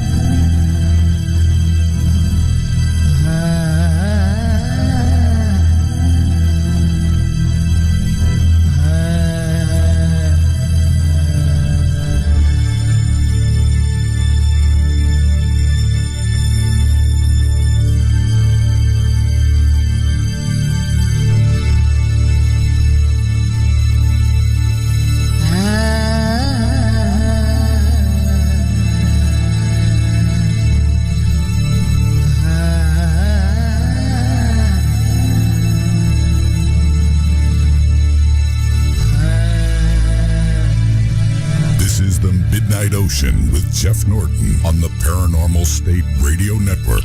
That is right, Andrew. This is the Midnight Ocean radio show and podcast. I'm your host, Jeff Norton. You can join me here every weeknight from 10 p.m. till 2 a.m. Eastern Standard Time, or on the web at www.themidnightocean.com. If you're listening to us on Facebook, please make sure that you tell your friends about us, share the links, let them know about the great programming that we have to offer, some of the great guests that we have in store for you, and some of our past shows. Follow us on Twitter, of course, at the MN Ocean. That's at the MN Ocean. And if you are on YouTube, make sure that you hit that subscribe button. That would mean a lot to us. We would appreciate it. But once again, we open up the lines as we wrap up our conversation with Robert Zimmerman. Wow, what a great show. It's open lines. If you have anything you want to talk about, feel free. The number's 352-388-3900. That's area code 352-388-3900. If you are calling from outside of the United States, you can use Skype, and that is TMO Listener on Skype. And for everybody that's out there, I want to share something with you guys as well.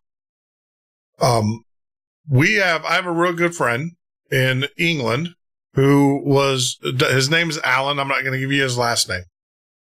And I just want you guys to keep Alan and his family in your prayers and your thoughts. Send him good, positive energy. He was, unfortunately, his cancer has come out of remission. And so we need to be sending him good, positive thoughts and everything. So with that, I just want to say thank you for doing that for my dear friend, Alan. Wow, what a night, what a conversation, what a show. What a show. It's going to go down in the books. It's going to definitely go down in the books as one of the better shows that we've done in a long time. Well, we do good shows. We usually hit them out of the park. Some shows are definitely better than others and lend themselves to be more, more conversational. And this is one.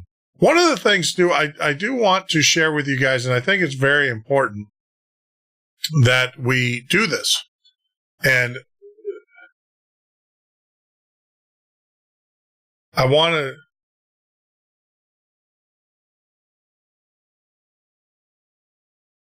to share this. And here we go. Comment on here we go. Debunk88. Debunk88 says, you got to get out of the library, kid. Indiana Jones, eh? Yes, the Bible has just gotten much more interesting. My entire life going to church, and let's see what he has to say. We'll finish this off. We're going to share these with people because I think it's very important. Yes, the Bible has gotten much more interesting. My entire life going to church and hearing the Bible, I knew there had to be more to it than just the nice and repent from your sins and you go to heaven. For me, it was much more of a daily grind guide to navigating my personal and family struggles, but I knew there was more to that. Just lately, I've run across Chuck Meisler. He has opened my eyes to the scientific side of the Bible. A.V. Limpkin, who has opened my eyes to the Jewish history and to the Book of Revelations and the current Islamic crisis. Perry Stone has opened the door for new Old Testament prophecy, and his teachings. Visits to Israel have helped me put the Bible in geographical context. In L.A., Missouri has finally tied together the Nephilim, UFO abduction, cult hybrids, and Bible. He has really lined up a lot of seemingly random events and biblical stories and brought them into focus, and truly are on the truth. LA, keep it up. Yeah, that was off. Debunk88 wrote that when he when he listened to the LA Mazzulli show. And yeah, that was a good show. I thoroughly enjoyed that. And there's so much more. We haven't even gotten into the battles with LA, and we're going to have him on the show again. He is definitely going to be coming back and joining us on the show. We're going to get a little bit more into the Nephilim, the giant wars, things of that nature, and such. But that was a great topic. I want to bring up some more here.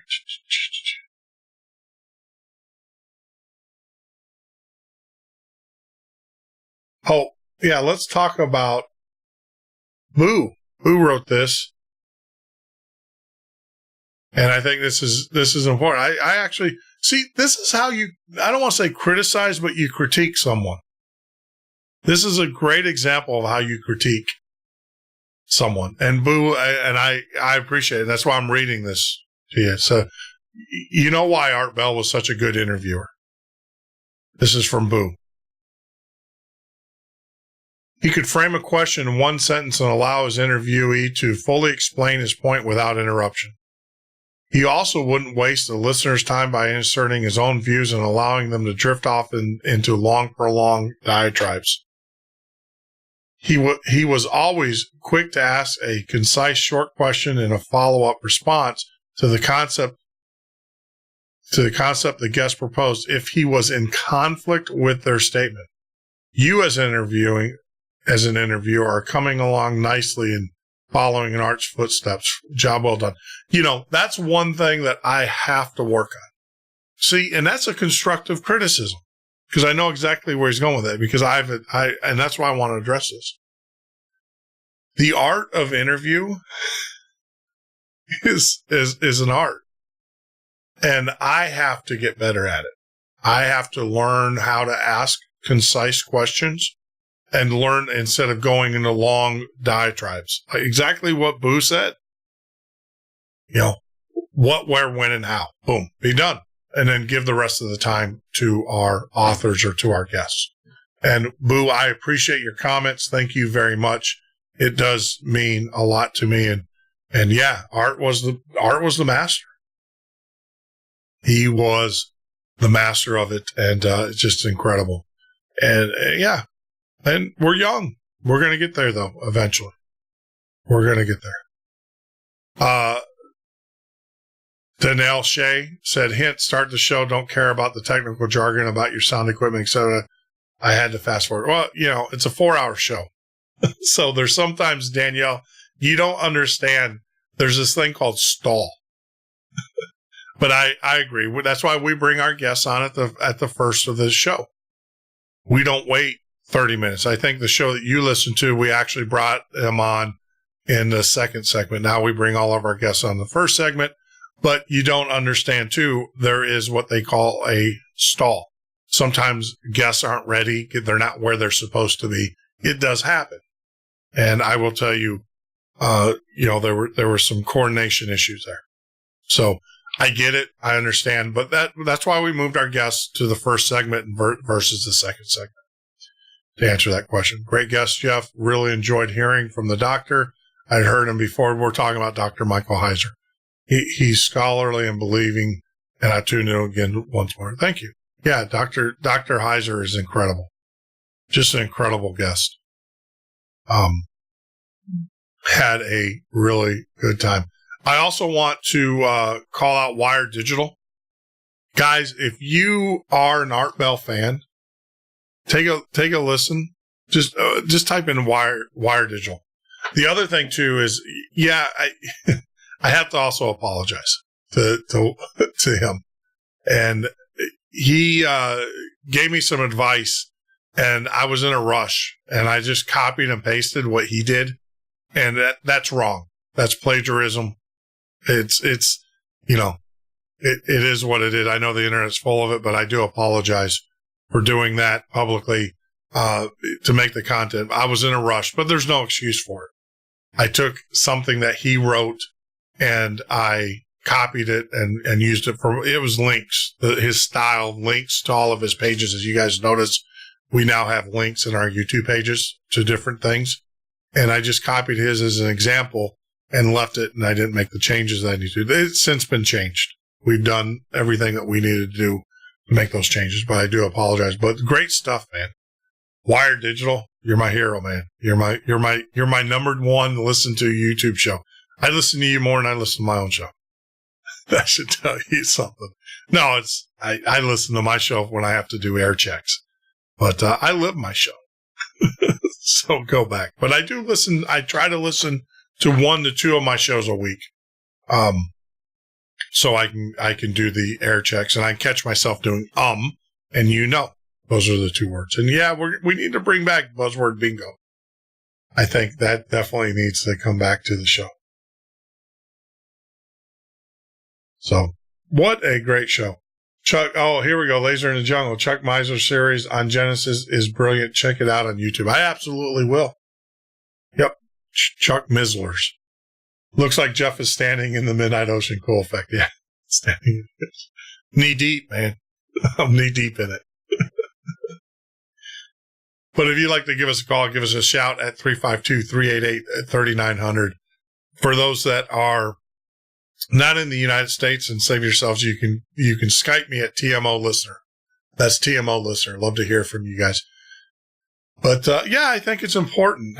We need to get the criticisms, critiques. I think the word critique is more appropriate here.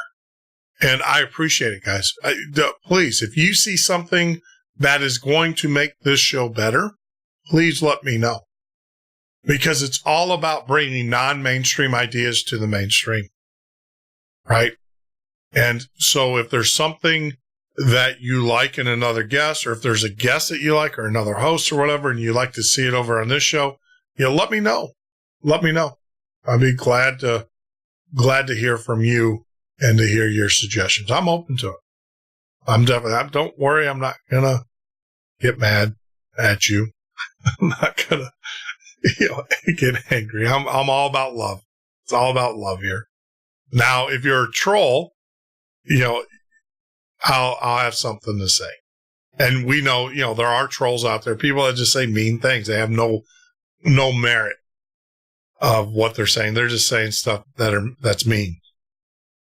That's vengeful and stuff. And we'll weed those guys out. Don't think that I'm put you guys on the air and everything. So we have a caller, and I believe it is our resident UFO observer in the great state of Seattle. Hey, Debbie, how are you? I'm doing great. How are you? I'm doing pretty good. I got your phone number down now. Oh, cool, man. I like when people know I'm calling. I got your number down. It lets me know. So have you seen them? Oh, they're always patrolling every night, Jeff. I don't see the orange oars because the cloud cover. But yeah, they got one patrolling under the clouds, and they got one patrolling over the clouds. Yeah, I will tell you this Saturday, I now understand the emotion, because we were sitting out by the campfire, and this is by no, I'm not trying to, bring, I was telling a family member this, and they said, they're just going to think because you do a paranormal radio show that you're just making this stuff up. No, right. I will tell you, Sandy was with me. Sandy doesn't listen to the show when I have paranormal stuff on it, because she doesn't believe in any of it. Now, she'll listen to the show when I have people on there like, self-help kind of stuff, weight loss kind of people, or, like Liver Medic on there with Brendan. She'll listen to the show with those type of people, but she will not listen to the political shows. She will not listen to the UFO shows. She won't listen to any of that because she doesn't believe in it. My next door neighbor is the same thing. They're the salt of the earth. They're older. They're about 20 years older than me. And they come over, this is their summer, or they come down here on the weekends, and they were there with us as well. And I saw it first, and I'm like, what and I, beep is that? I'll do the beep. And they look up, because at that time I said, well, I saw a shooting star. And I said, you know what? We might have some meteorite activity. There was supposed to be. Yeah, I said, so let's look up and see if we see any meteorites, because I started to see them. And so what I what I witnessed was this thing, and I can't describe it to you because I couldn't. It was like a shimmering, like a mirage kind of effect, a wavy effect in the sky. Right, and then, like the road on a hot day. Yeah, how that exactly. mirage It was is on shimmering. it. Yeah, it was, and I'm like, what the heck is that? And it was dark enough out that you couldn't really see anything. And the street light was lit up. Well, the street lights are LED here to save energy. So you have the LED light going down. Well, as whatever passed over that LED light, you got like a hue, like a color off of it. And then that's when Sandy saw it, and she goes, what the heck is that? And I'm like, I was watching it. And then about that time, the people, my neighbors who were sitting off to the right, she's looking at it, she goes, that's a helicopter. And I'm like, yeah, but it's not making any sound. And there's no lights. And she goes, yeah, you're right. And about that time, her husband gets up and he goes, we're about 10 feet away from my fence. And he goes, it's a 6-foot fence.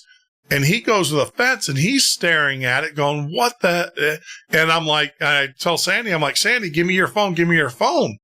And she gave me the phone and I'm like trying to type in her code. And I'm like, what's your code on your phone? And by that time it flew past into the tree line behind, in front of my house. And you gotta be quick. I mean, that's really fast. Yeah. So I had to, my thing is I had to, I immediately hit the record button and I gave the date and time because I know MUFON's going to want this. And I said, explain to me what you saw. And then Sandy went but what was weird is that all four of us saw something a little bit different. It wasn't like, was it a black triangle? Was it, what I saw was a shimmering and it was weird. And, obviously it was something that was, and you can almost like see through it. What did Sandy see? This is what she said. She said it was either an angel or it was a demon, but whatever it was, it had huge wings. What? Like a pterodactyl. Well, what I'm thinking is that it was, it was long. It was like a triangle because I kind of thought I saw like a triangle shape. My next door neighbor, Linda, she said that it looked to her like a helicopter with no lights. And we do have a lot of Coast Guard helicopters that fly over our house because we live right on the Gulf. And they kind of, their flight pattern where the Coast Guard is, literally, if you drew a line, my house would run right in the coast. So it's a straight line from the Coast Guard. So what they do is they'll take off and then they come north or they go east towards us or west towards us or east towards us. I'm sorry. They go east and then they turn around and then go down. There's like a canal and they go down and they run that canal to make sure for boaters and stuff like that. Yeah, I've seen that black helicopter escorting a black triangle. Yeah, but the neighbors were like, they don't know what they saw. But it was kind of weird that all of us saw like something different. So it was weird. There's been reports of people seeing the same thing but seeing it differently. Yeah. Well, we were all at different angles. Like I'm looking, all right, so the way we were set up, I'm looking straight at it. My neighbor's looking at it from the left or from the right side. Sandy's looking at it from the back side as it goes past. So so her angle is like from the back side. I'm looking at it from the side because it transversed in front of me. So it went from left to right.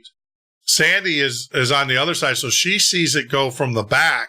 So she's looking at it from the back and my neighbors are looking at it from the front, or Linda is. And then her husband, Dennis, Dennis like, I don't know what the hell I'm looking at. And he got up and he actually followed it to the fence line. And, and of course then we're in a wooded area. So there's like a small window of trees that are open. I'm going to get out there with the camera and just kind of take pictures tomorrow, like where we were sitting and then kind of show people relative where we're at.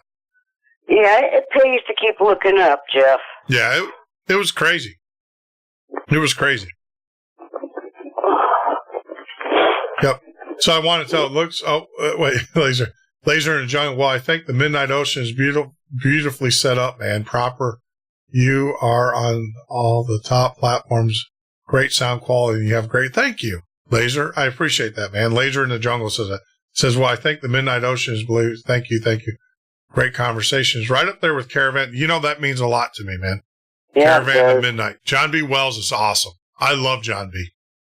I love this show. I wish John B. And I know that John B. Well, I don't know if he listens. I know that he's on another network, and I know the people that run that network listen to the show. They're fans. I love John B. I do. I love everything about him. I was so happy when he separated from Coast and did his own thing. And I subscribe to him. There's one thing I wish John, and I understand what he's doing, and I'm not going to criticize for him. I wish John would bring back the paranormal. Yeah. The old paranormal. He's all, right now. And I understand. It's not a criticism, to each their own. It's his show. He can run it any way he wants to. I just love that voice, John B. Wells's voice, talking about, chupacabras, and it's just incredible. He in the radio. There's only two people that I just love. I can listen to their voice all day long, and it's Art Bell and John B. Wells. Those are the two voices. My voice, I still have a high pitch. I can't get that deep yet. I'm getting there. But he's just got a phenomenal, both of them, they're not bad to listen to. Right. And stuff. So, but yeah, Laser, I appreciate it. We just need to, we'll grow it, man. I appreciate it. Lasers in the Jungle says we got to get the word. You're absolutely right. We'll get there. In due time. I think it's all about preparation. I think what happens is that if we get out there too quick, and the quality of the shows, like if you listen to, I just want you guys to do this. Go back to the first 2 or 3 weeks that I did shows. Listen to the quality back then versus now. It's night and day, and we're getting better every day as I get more and more suggestions, more and more critiques from you guys saying, hey, shut up and let the guests talk more. People don't want to hear about your personal crap. As I get more of those critiques and stuff, I think we're doing better. But I think Chupacabra, I would love to get Chupacabras. The first Art Bell show, one of the first shows I ever listened to was I was driving. I was in Nashville. I was at my office. I had to go get a Wendy's burger. I went and got a Wendy's burger. So I'm driving back to my office. It was late at night. I was writing software for Sony Music. I was doing a website. And so it was late at night, and I had to have it done that day. So I'm driving back. Winnie, who was my girlfriend at the time, she was there at the office. And I'm driving back, and all of a sudden, I hear dun, dun, dun, dun, dun, the music, and I'm like, what the? And then he's like, Chupacabra, and I'm like, what the hell's a Chupacabra? And so I'm listening to this, and so then I go back inside, and Winnie was a grad student at University of Wisconsin. She's getting her master's degree in English, and she's like, "Oh, that's Art Bell," and because I was like, "You got to listen to this guy. He's crazy." And I turned it, and then she's like, "Oh yeah, that's Art Bell," and that's how I got hooked in. I've never heard of him before. I heard you talk about him. Yeah, Art. You've never heard of Art Bell? No. Oh my gosh! All right, so this is what you got to do. Do you have YouTube? I do. All right. So on YouTube, I want you to Google this guy. He told me not to get the word out, but I don't care because it's a great stuff. If you love Art Bell, look up Wired Digital or type in Art Bell Wired Digital. This guy has taken all of the old Art Bell shows. He's collected them over the years, all the old recordings, and he's remastered them.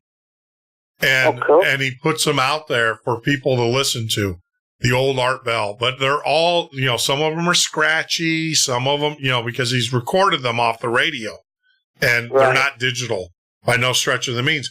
But if you are an Art Bell, if you're into the paranormal, Art Bell is like the godfather of it all. And I don't have a problem promoting him and saying that, because there will never be another Art Bell, ever. And if you think anybody can replace them, you're delusional. They're delusional. But well, if you like it, it must be a good show. Yep. Lasers in the Jungle. All right, so now Lasers in the Jungle, man. I have to. Tim Hortons, yes, you get there. Keep going strong. Love the positive. Thank you, man. Thank you. That means a lot to me. Love chupacabras.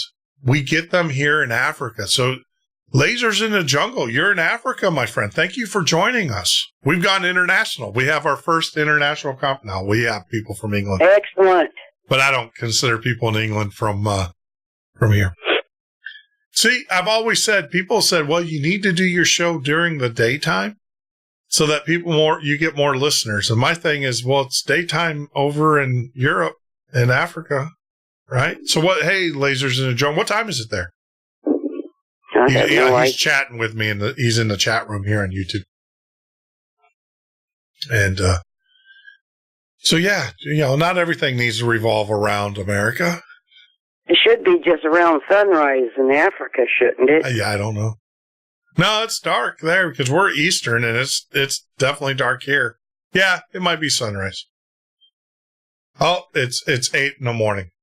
See, told you. You're perfect. Yeah, there you go. 8 in the morning. Awesome. Little ESP going on there. ESP. You just know how to tell time. Yeah, workday started. Yeah. Good for you. Man, Lasers, thank you. Thank you. And we do have TMO. If you have Skype, Lasers, we do have Skype set up so you can Skype us, TMO Listener. It's TMO Listener on the Skype line. And that way we can do it. Someone was saying that we need to get an international line, and not really because that costs people money, but Skype doesn't. Skype doesn't. So we're going to stay with the Skype line. But hey, man, I appreciate it. Thank you. And for supporting us there in the great continent of Africa. Yeah, that's pretty awesome, huh? Yeah. Yeah, we get a lot of, I've seen on the reports and stuff that we, glad you. All right, awesome. Yeah, I've heard that we do get some people from China and the Philippines that listen to us as well. So. Oh, really? Wow. But no, good stuff. No, growing by leaps and bounds. Yeah, we're getting there. We're getting there. God willing, God willing. Yeah, it's all by design. I was told, we got to get through our business model and our show. We'll get into December, January of next year, and that's when we're really going to start hitting, growing big time. You know what's all over the internet is that Julian Assange. Yeah. His mentor was found dead. Yeah. Yeah, they're often people. I had an opportunity to interview Julian Assange. Really? Yep. I did, but I don't pay for interviews. Oh, I see. Yeah, we make a company policy. I just have a policy. I'm not going to pay for an interview. Well, why should you? If they want to get the thing out there, why should you pay for it? And what's he going to tell me that's not any different than what we already know, right? Right.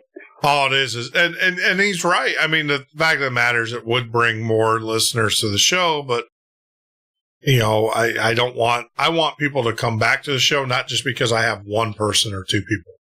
Right. I think it's important that we have a consistent level of people. And this week is kind of weird because I've been too busy working on upgrading our video and stuff like that. The only other guests that we have, well, I want to say the only other, we're going to have a special guest tomorrow and Tuesday. They're just not announced yet. Is we are going to have Stanton Friedman is going to be joining us on Wednesday, which is going to be, or Thursday, which is going to be a great show with Stanton. Sounds good. And stuff. Another UFO investigator. And I think we're going to have, I got two special guests lined up, one for tomorrow, and I haven't announced it yet of who they are because they've already said they'll do the show. It's just I haven't got the confirmation yet. And, Right. and I don't know if we're going to do it live, if we're going to do a recording. One of them typically does a recording show because of security concerns. So that'll be interesting. So you just have to stay tuned until tomorrow to find out. Hey, not a problem. I'm on it. And if it's not, we'll just do an open line show.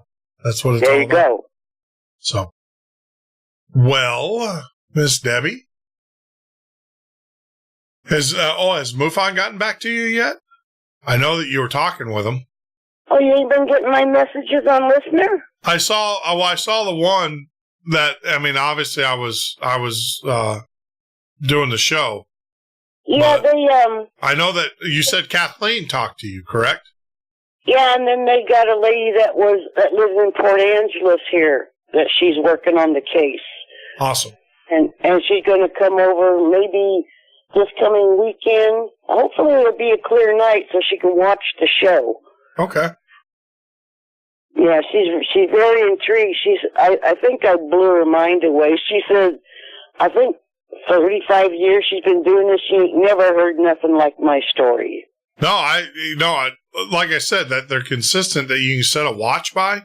That is just unbelievable. Well, not only that, Jeff, but they've been following me all my life. Yeah. We talked for about an hour and a half, and and the certain questions just started clicking things, and I remembered this incident, that incident, and yeah, since I was 5 years old. Yeah. Wow. Yeah, it's crazy stuff, man. But I'm glad that you're actually doing what you need to do to get to get the help and to get the professionals out there. Exactly. Yeah. Something's got to be done about this because I need to know what's going on. Yeah, no, it's incredible stuff. So, yeah, and I'm sure at the end of the day, it's peace of mind for you. Now, what are you going to do if they come back and say, yeah, it's aliens? You going to move? Or you've been dealing with this all your life. Yeah, I mean, I've been seeing this stuff constantly throughout my life, but constantly for the last 4 years. I mean, and this is a little town I live in, Jeff. Why are they patrolling like that? Why are you? When the orbs are out and these blinking light deals in the sky. Well, if I was an alien and stuff, I'm not going to go land. Well, I would, because I would be that kind of guy. I'd go park my freaking spaceship right on the White House lawn. But really? I'd violate every treaty or whatever. I would just do it. I would pull up to McDonald's and say, "Hey, look, I want some free hamburgers." I'll let you touch my space. Tracking me because I found one of those little alien deals in my wrist. Oh man! And when I started messing with it, and this is no lie. You said that one moved. Yeah, you told me. You told me that it moved up towards inside my arm. I think that's how they track you. Yeah. And another thing, I have an MRI from 1997 of my spine because I have spinal injuries from on-the-job injuries. And it states in there that there's a foreign object in my spine. So is this thing moving throughout my body or what's going on? Wow. Make sure you keep that MRI report so that way Oh, I got it. Oh, you got got it? You wouldn't believe the paperwork I have. Wow. That's incredible, the fact that you have that too. That's just, once again, that's another, Yeah. record. I mean, Wow. I think that's how they're tracking me. Yeah. That is insane. That's, I'm afraid they're going to come beam me up, to be honest with you. Why else would they be hovering around me? Just take your phone and hand it to them. Tell them I'd love to talk to them. Yeah, okay. I may have to duct tape it to my leg or something. That's right. Tell them. Yeah, get a tattoo. No, I don't want you tattooing my phone number on your body. I was just say if you no, let's get my phone to my body. That's right. If you can see this, call this number. Call this number. we joke about it, but it's very serious stuff. I mean, It is. This got me very concerned, Jeff. We joke about it, but I want to make sure that I hope that does not happen to anybody, because what I've experienced, what I've heard on the show, and the things that we've done in the past on past shows and stuff, is it usually doesn't bode well. And so it's a very serious, but just do what you got to do. Now, one of the things I will tell you this is what a really good friend of mine told me, and I trust this person, is that if you are in the presence of being abducted, yell out Jesus' name. Yell out, cry in, Jesus' name. Because you don't know, and we've talked about this on the show, there are cases in which the devil and his minions, his demons, will come to you as aliens. And if you say, if you say in Jesus' name, if they leave, then that lets you know you're dealing with a dark entity. Right. An alien's not going to leave if he's going to say, okay, whatever. But if it's a dark entity. With me, Jeff. What's that? It's like a psychic communication. Yeah. What do they say when they talk to you? It's not so much words. They'll make you feel certain feelings. They'll put like thoughts in your head. Well, what kind and sometimes it's pictures. Okay. So what kind of pictures do they put in your head? Like catastrophes and things like that. Like when I feel like they're like trying to warn me or something. That something bad is coming? Yeah. The storm we had up here. Yeah. 4 days before it happened, Yeah. I remember you telling me about that. They sent you an image that you were, to get out. And I remember you calling me saying, hey, look, the storm's coming. Yeah, because I felt they were telling me that if I didn't get out, things would would turn out differently. Yeah. And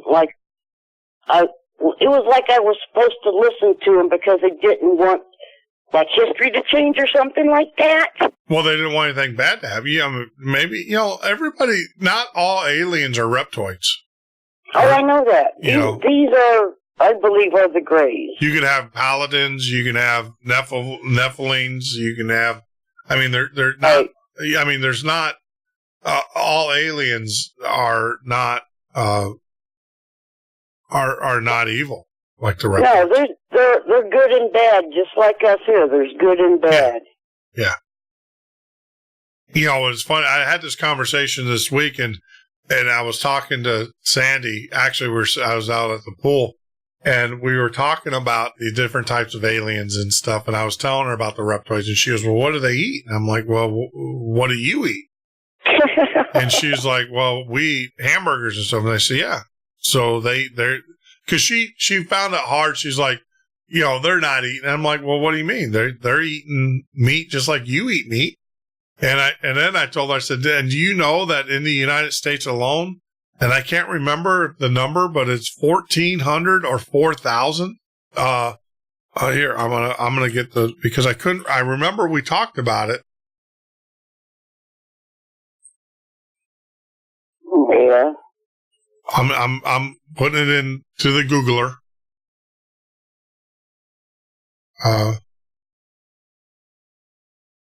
Let's see. There is, on average, 90,000 people.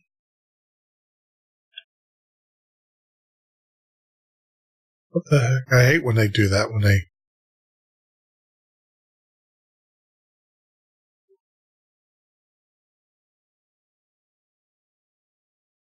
each year, 7 reported in 2003. Okay, blah, blah, blah. That's not there's one per day. They tell you, well, we can do the math.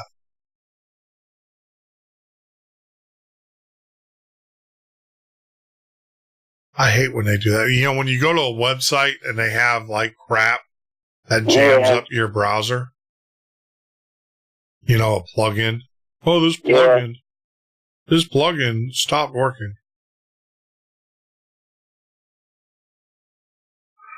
So there are,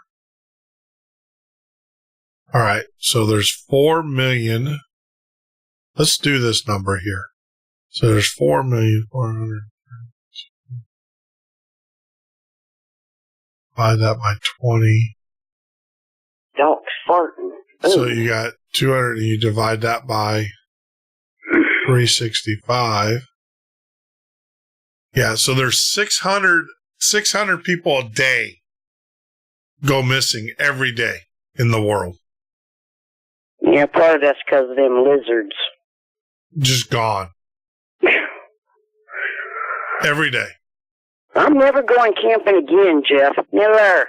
I used to, it's funny, when I was younger, we used to hike like the Appalachian Trail. I used to go out to Bend, Oregon and camp. I mean, we've been all over. I mean, we're talking places where, it takes you a day to get in and a day to get out easily. Yeah, so have I. And I will tell you, I wouldn't do that anymore. I just wouldn't.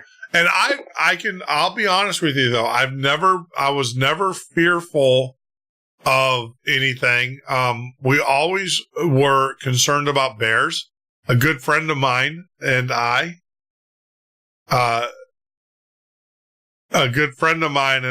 actually had an MSR stove that we had grease on, and a bear blew his head off. It was funnier than all get out. It wasn't funny, but it was. He bit into this.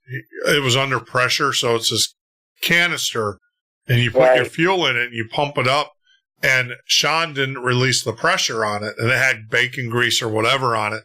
So, and this is a stainless steel thing, and he bit into it with his teeth, and because of the pressure, it's called blevy. It's a blevy, and it blew up.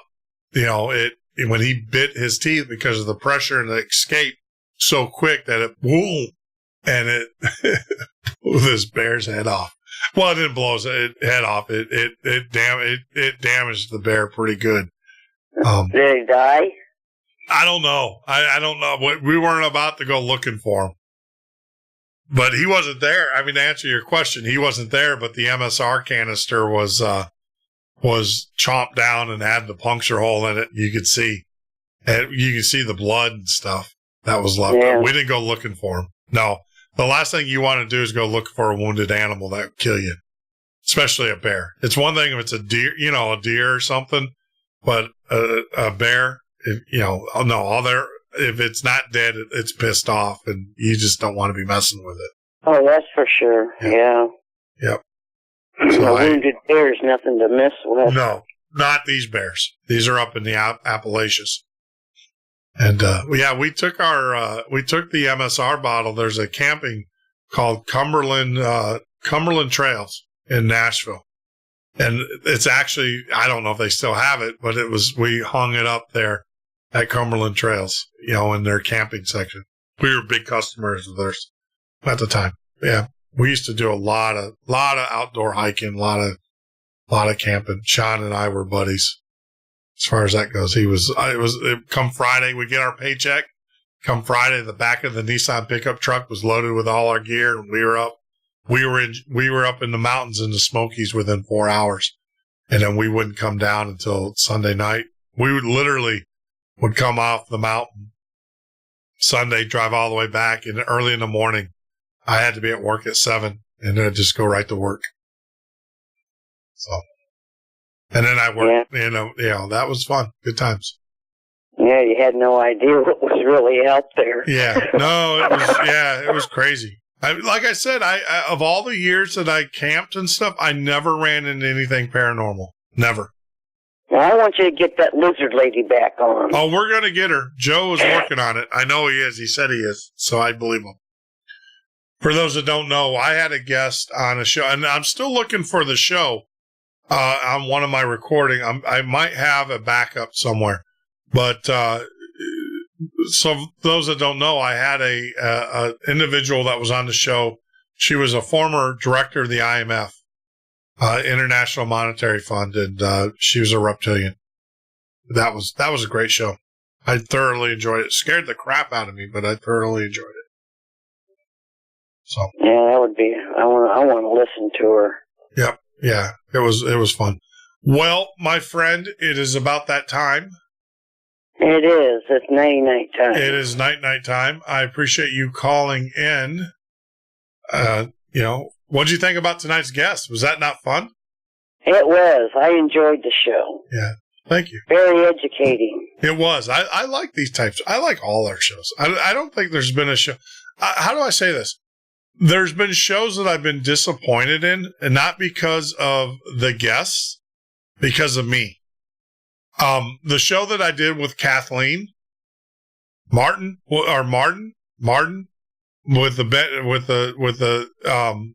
the Hills, that was a great show. It turned out to be the beginning of it, because we had so many issues with the computer updating. It took us about an hour to get all the issues worked out.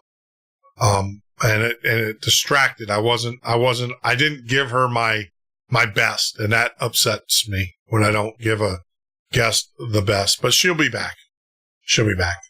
And, we've already communicated, and, we're going to get her back on the show, and she understands. It just threw me for a loop, like I said. And, some of our earlier shows, you got to go listen to them if you can bear it, because the audio quality is horrible. I'm going to start bringing some of those guests back, actually, and, re-record the show, so that way we have the best audio quality.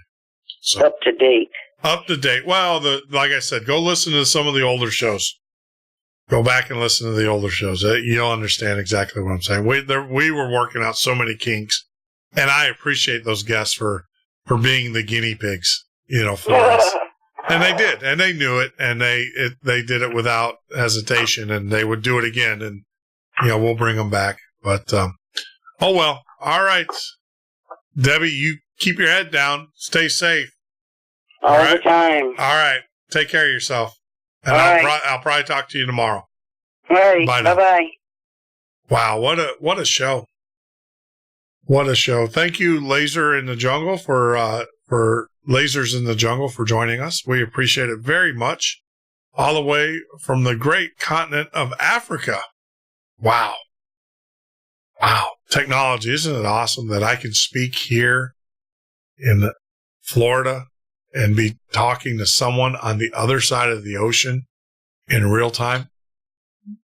How cool is that? And on top of that, video. Think about that.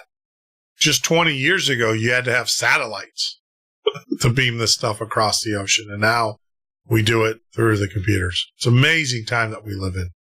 Just utterly amazing. Just incredible time. Well, like always, this is the worst part of the night for me, because I have to say goodnight. Awa. Sarnar? Is that one? But I just want to tell you guys, thank you. I appreciate each and every one of you. You guys that take time out of your schedules, out of your days, to spend it with us. It does mean so much to me, and it lets me know that we're doing what we need to be doing. But I know that there's some out there who need a little hand. And like I said, my friend Alan in England, please keep him on your minds as he and his family go through this terrible disease called cancer. And, keep them in your thoughts and your prayers. Let's send out great healing power. Envision, close your mind and envision sending that wave of healing to England. And direct it towards Alan. It'll find its way. It always does. And everything. So if you could be anything, as we would always say in the show, if you could be anything, this is the one thing that you should strive to be, and that's to be love. As we close off tonight's show with my good friend, Ed Roman, and his song, I Am Love.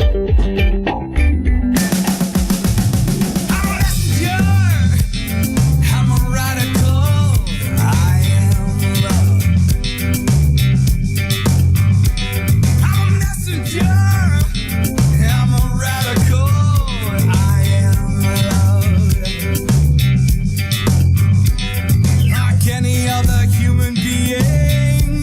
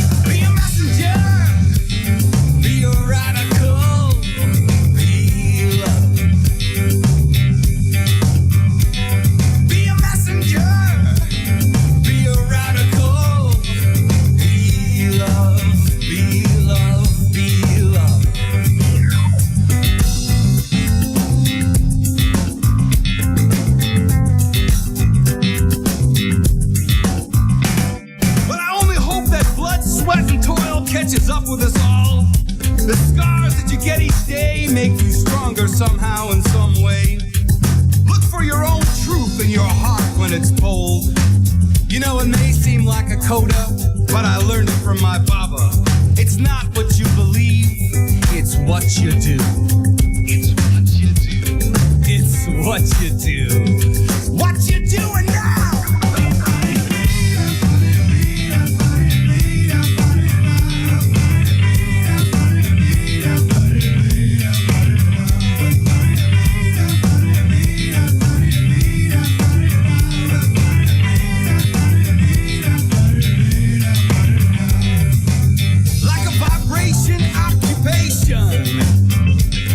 In a fraction of an inch, and loving all is one is supposed to be a cinch.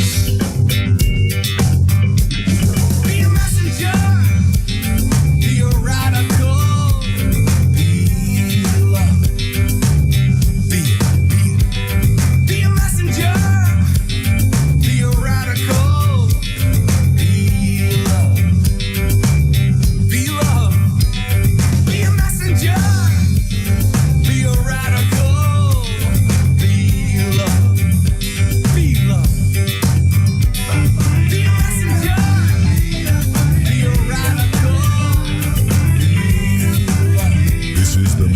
Ocean with Jeff Norton on the Paranormal State Radio Network. Be a radical.